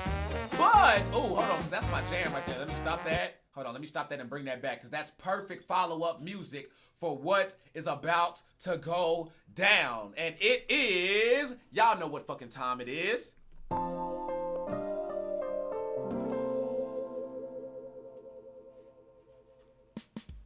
Last motherfucking call is what we doing. What is last call, you ask? Some of y'all might be new. A lot of y'all are not. This is pretty much where you have one last time to get your call-ins in on the show. So if you want to call in and talk wrestling, DTKA, whatever the fuck it is, you want to call in on the line and talk wrestling with us, now is the time. Slide into the motherfucking inbox. Do you hear me? You know what I mean? Hit me with the cue, pull up, and do the dang thing. Let's get it. Pull up. You were live on Speaking of DTKA Promotions. Calvin Ricks, what is good, my man? Hey, not too much, man. How you doing? Hey, man, I'm doing good. Sippers, I see you pouring up those cups right there. What's going on, George? Thank y'all. What's happening with you, man? No, not too much, man. I actually just wanted to talk a little wrestling, you know. I was a big fan of wrestling ever since I was probably old enough to watch TV. Okay. You know, started out watching, you know, the NWA, down there in Georgia, that was our thing. It was more of a southern thing. Up north was more, your WWF and whatnot. But it was, territories and all that old school wrestling. They didn't say wrestling down south. They said wrestling. RASSLIN, that's wrestling, the whole damn deal. I fucks with it, man, for sure. But it's such a good time to be a wrestling fan. It really is, man. It's just Tony Khan for me have been the savior of pro wrestling for me personally, because I was of that crew who was big on WCW. I was big on that. We took the L when Vince bought WCW out back then, but it was WWE was still good, when they brought in WCW, ECW, all that fun stuff. True that. But it ran its course. The older I get, the more I see that WCW was just a really bad run territory. It was a lot of, bad deals, too many chiefs, not enough Indians, et cetera, et cetera. Shit. Thanks, George. I appreciate that, man. Much love, fam. Appreciate that. Hit that like for your boy one time for the one time. Go ahead, Ricks. Do your thing. Oh, yeah. But, just to make my story short, pro wrestling has a love affair with TV. And now what we're doing on this end with the e-wrestling, metaverse wrestlers, if you will, this is the next evolution of pro wrestling, in my opinion. True that. Tiffany Johnson, thanks for the like. I agree, bro. Yeah. I agree. And something you said real quick as far as Tony Khan being the savior of pro wrestling, bro. Some people may be like, oh man, that's too rushing, we're rushing it. But I feel like we're not, because while AEW still has time and room to grow, it's doing what it's doing the exact same thing that Ted Turner and Bischoff them did back in the day when they sparked that up. It was the scenario is the exact same. Yo, D-Fresh Gaming in the motherfucking house. Pull up. What's going on, man? Pull up. Y'all remember, if y'all want to call into the show, all you got to do is slide into my inbox with the Q. We could get you pulled up on here. And hey, DTKA Wrestling, whatever you want to talk about, we in this thing. Shit. No, just look at the similarities. At the time when WCW came in with Nitro, WWE's talent their production was stale. They were doing the same shit. They got complacent. And then this new thing came along, got them up off their ass. Same thing with AEW. WWE people was like, oh, it's the same shit. This stuff is boring. I can't watch it. What the hell are they doing? Even people like the Bruce Pritchards, who were there with them now, had this opinion back then. So it was out there. And then AEW comes along, and with AEW, it's helped New Japan booking. It's helped Impact. It's helped WWE storylines, because we wouldn't care about Cody Rhodes coming back if it wasn't for him going to AEW. We could bring up Ring of Honor, whatever. Exactly. People would not care about all that Ring of Honor New Japan shit if Cody would have came back. AEW had to fucking be there. You understand what I'm saying? It was a must. It was a must. And we all wanted variety, because we did not like, oh, well, if WWE didn't want you, that's the only place to go, and then it's the independents. No. Now you have other places to go get work, and WWE knows that. I love it, man. So I agree with everything you said, bro. Oh, it's a beautiful thing right now, and to jump back on us where we are, with our E-Fed, the E-wrestlers and everything, give it 2 years, and I'm gonna say 2 years. It may be sooner. Okay. But you're gonna see a free agency pool where people are gonna say, hey, look, this is my independent call. I don't want my call nowhere else but here or wherever I am. And I think we're leading the trend for that, because here we're all exclusive calls. It's you're not gonna see a Calvin Ricks over on Raggedy Reginald's show or SWA, or you're not gonna see him anywhere else but I agree, DTKA. Right. And bro, and even with that, I'm glad you brought that up, because we get a lot of flack for that. And D Fresh, I agree with you, bro. Calvin said the same thing. It's a great time to be a wrestling fan, no matter what you like. The variety is there. This is the best time. For me, right now, tops the Attitude Era, in my opinion, because not only are the promos there, but the wrestling is so much better. As much as we love Attitude Era and Nitro, and you go back and you watch that stuff, there were not a lot of good matches on there. There was some spare stuff in there. Now, from top to bottom, the talent is good. But back to the EFED thing, we get a lot of flack for being exclusive with our calls, but I do that because I want people to have reason to come watch us. You know what I mean? There's nothing, whether it's the person who owns the call or the people watching, what interest do I have to come and watch you over here if I have this person over here as well doing the same thing?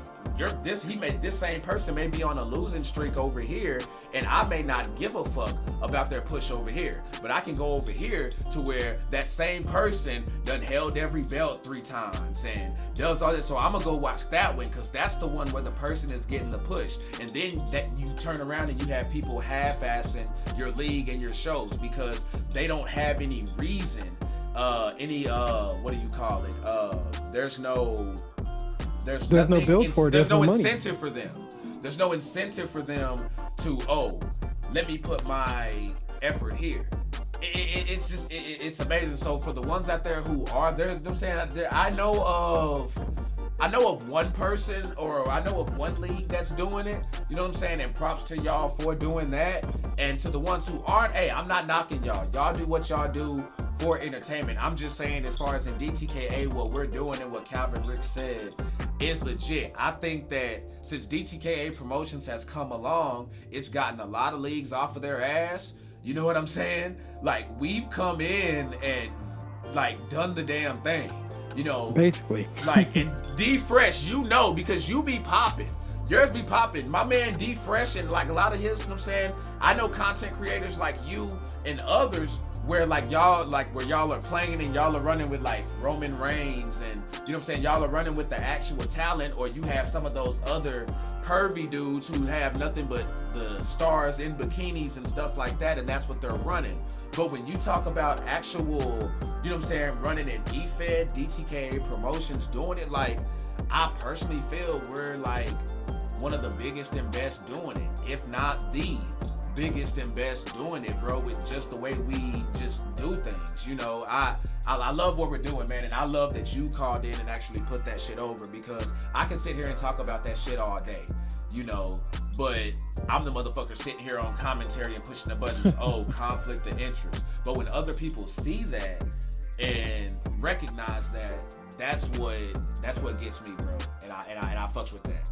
I fucks with that. Oh yeah, no doubt. And you know, the last thing I'm gonna put in, because you know I want other people to get a chance to talk. My bad, bro. I didn't mean to be. I done hijacked your whole comment. I should have called in and talked to my damn self. My bad, bro. No, you good. No, but you know, just to piggyback off this, you know, and this is my last point. Just to piggyback off of this, you know, back in the day, I spoke about it earlier, where if you were Ric Flair and you were fans, you were only gonna see Ric Flair in one territory. Right. Ric Flair wasn't going to wrestle up north if the money was down south. He wasn't going to wrestle up north. Right. You either had to travel down south to Georgia, North Carolina, etc., to see Flair wrestle. Until, you know, he said, hey, there's money up in New York, then I'll go up to New York and I'll wrestle. But same thing with DTKA. And all the other E-leagues now. You know, it should be to a point where you're not going to see particular wrestlers in certain territories. And you know, we're the new wrestling. You know, we're the new evolution of wrestling. We're that next step, and you know, we're on the ground floor. So this actually goes out to the creators, you know, our locker room. You know, hey, be about your business with your characters. You know, we got some great stars, you know. You got excuse me, I can't even talk right now. You got Leo Blade. You know, people may not like what Leo Blade says, but guess what? Leo Blade, he keeps you interested. He keeps you coming back for more. You want to see who's gonna beat up Leo Blade. He takes his character and story serious. Exactly. Same thing with Muhammad. Muhammad is so underrated. He's got the best promos. Serious, man. Muhammad, my dude. Muhammad take all his shit serious. Promos, matches, stories, all of that shit. He's another who be hitting me up, like, you know what I'm saying, and hitting the boss up, hitting both of us up with ideas and things like that. And that's just what we want more of, because we can sit here, you know what I mean? Like, you can let the people behind the scenes do all of that.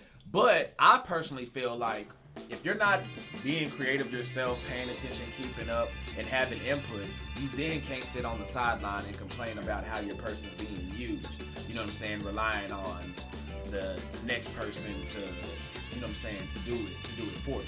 And if you are doing that, then your participation in activity better be up, meaning likes, shares, comments, all that. You see what I'm saying? Facts on facts. Because then it's like, okay, I can justify doing that.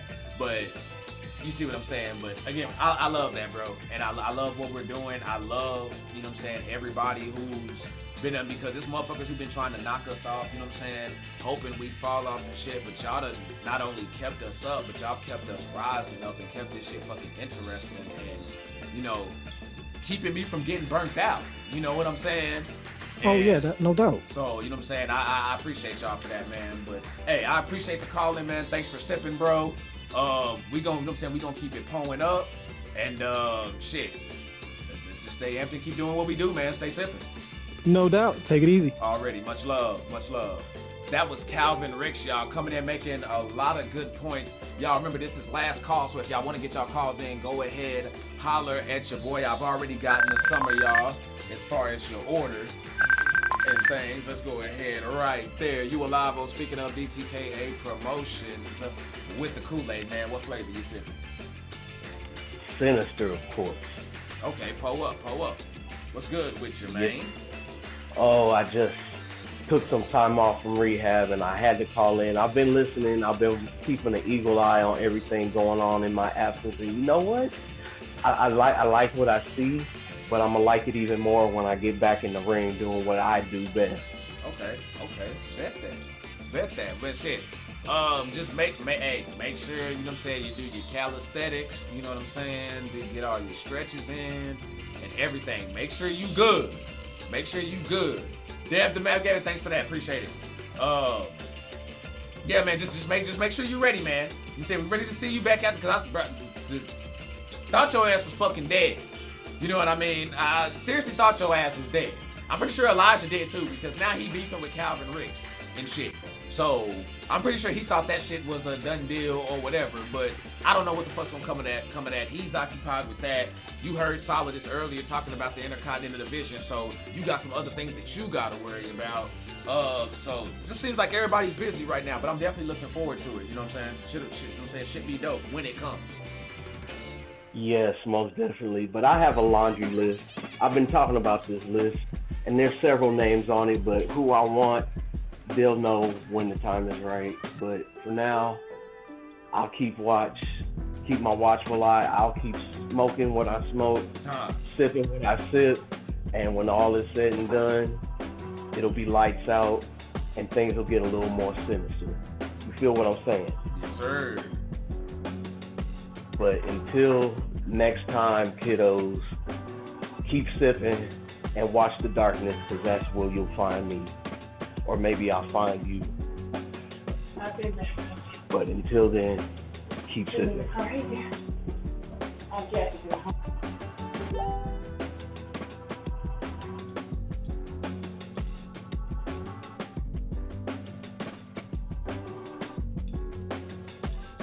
I'm sorry, y'all. Y'all got me doing a lot of fucking thinking tonight, and I don't like that shit. Cause see, now y'all motherfucking, y'all in that fucking locker room are starting to fucking scare me, damn it. Y'all starting to scare, like, for real. The way y'all be, like, I'm gonna have to put some, fuck being strapped, I'm gonna have to put some damn turrets up. You know what I'm saying, to guard my shit. Yo, you alive on Speaking of DTKA Promotions with the Kool-Aid, man. What flavor you sipping?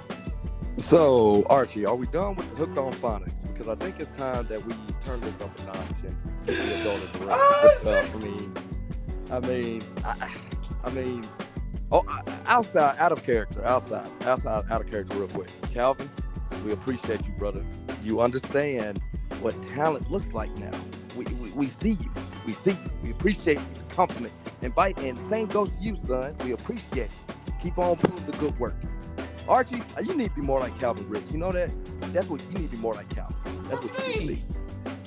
That's what you need to be. You need to be more like Calvin Rich. Oh shit! This one he want me out there with the, you know what I'm saying, with the double hand bowing shit. You know what I'm saying? You want me out there flipping a blade ink sign like them motherfuckers in them Statue of Liberty suits during income tax season. Hey, you know, that'd be a good look for you. You know what I'm saying? That'd be a great look for you. Oh shit! Well, hey, if they can pay me more than what I'm doing now, then I may inquire. But until then, we gonna keep pulling up doing what the fuck we do. Sam Club gang, pull up. I mean, look, man, just go ahead and get some of that child support money from Ali. Oh, wait a minute, sorry. Anyway, let's talk about what's really on our mind. Go ahead. Since all these little issues and this little Brady stuff is going on, right? Let me just talk about something real quick. Archie, is it a fair comparison to say that Leo Blade is the best heel in the company as of this moment? Is that a fair comparison to say? Actually, bro, that would definitely be fair. I would definitely give you that, bro. I would honestly, I'd go a step further. I will go a step further, bro. I'd say right now, Leo Blade is probably the best heel that we've had in this company, period, right now. Ooh, okay, all right, so that's even better for me to say this.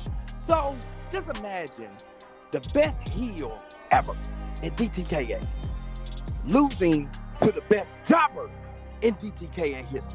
Now, how bad was that? My resume.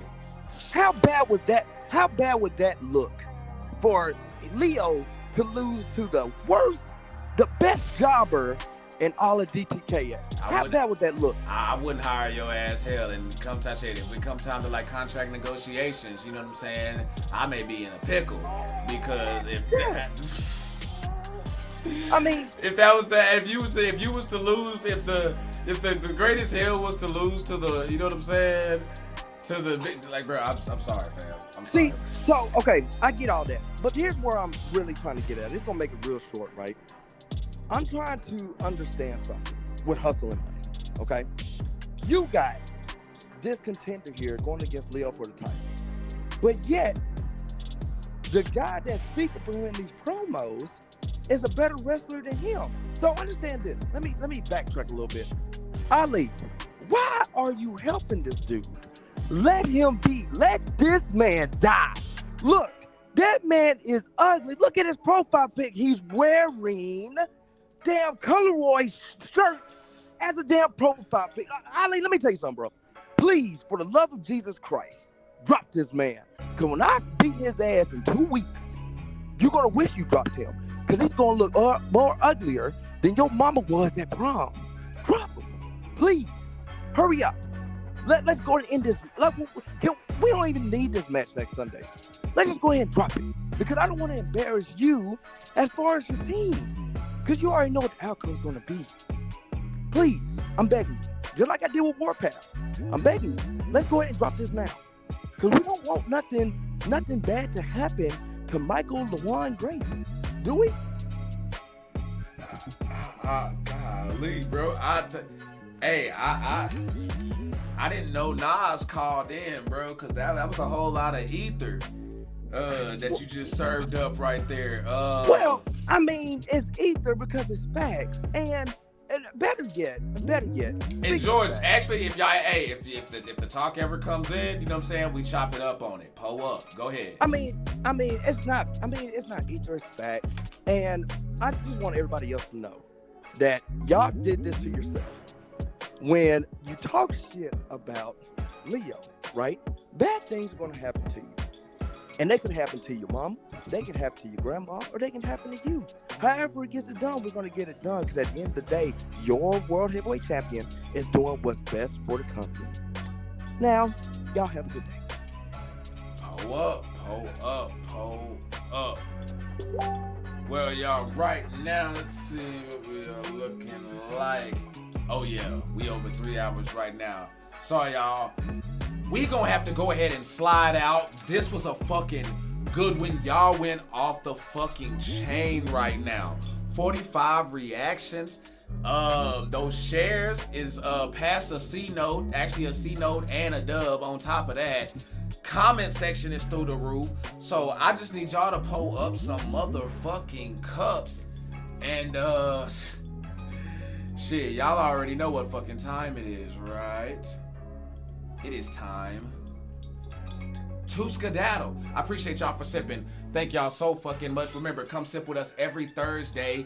On Sundays is where we have the live shows and all the shit. If you wondering what the fuck are they talking about, what's this shit that they're talking about? I understand the WWE, the AEW shit, but what's this other stuff that they're talking about that sounds like wrestling, but I don't know what the fuck this universe. It's DTKA Promotions. Come sip with us on Sundays and you can see the ass whoopings, the stories develop, the shit talking develop right in front of your eyes. And keep pulling up. Wednesdays the podcast, and y'all know how we do everything else. Sip with us, as always. Kool-Aid so good, even the diabetic can drink it. And if your ass ain't sipping, you're tripping. We out.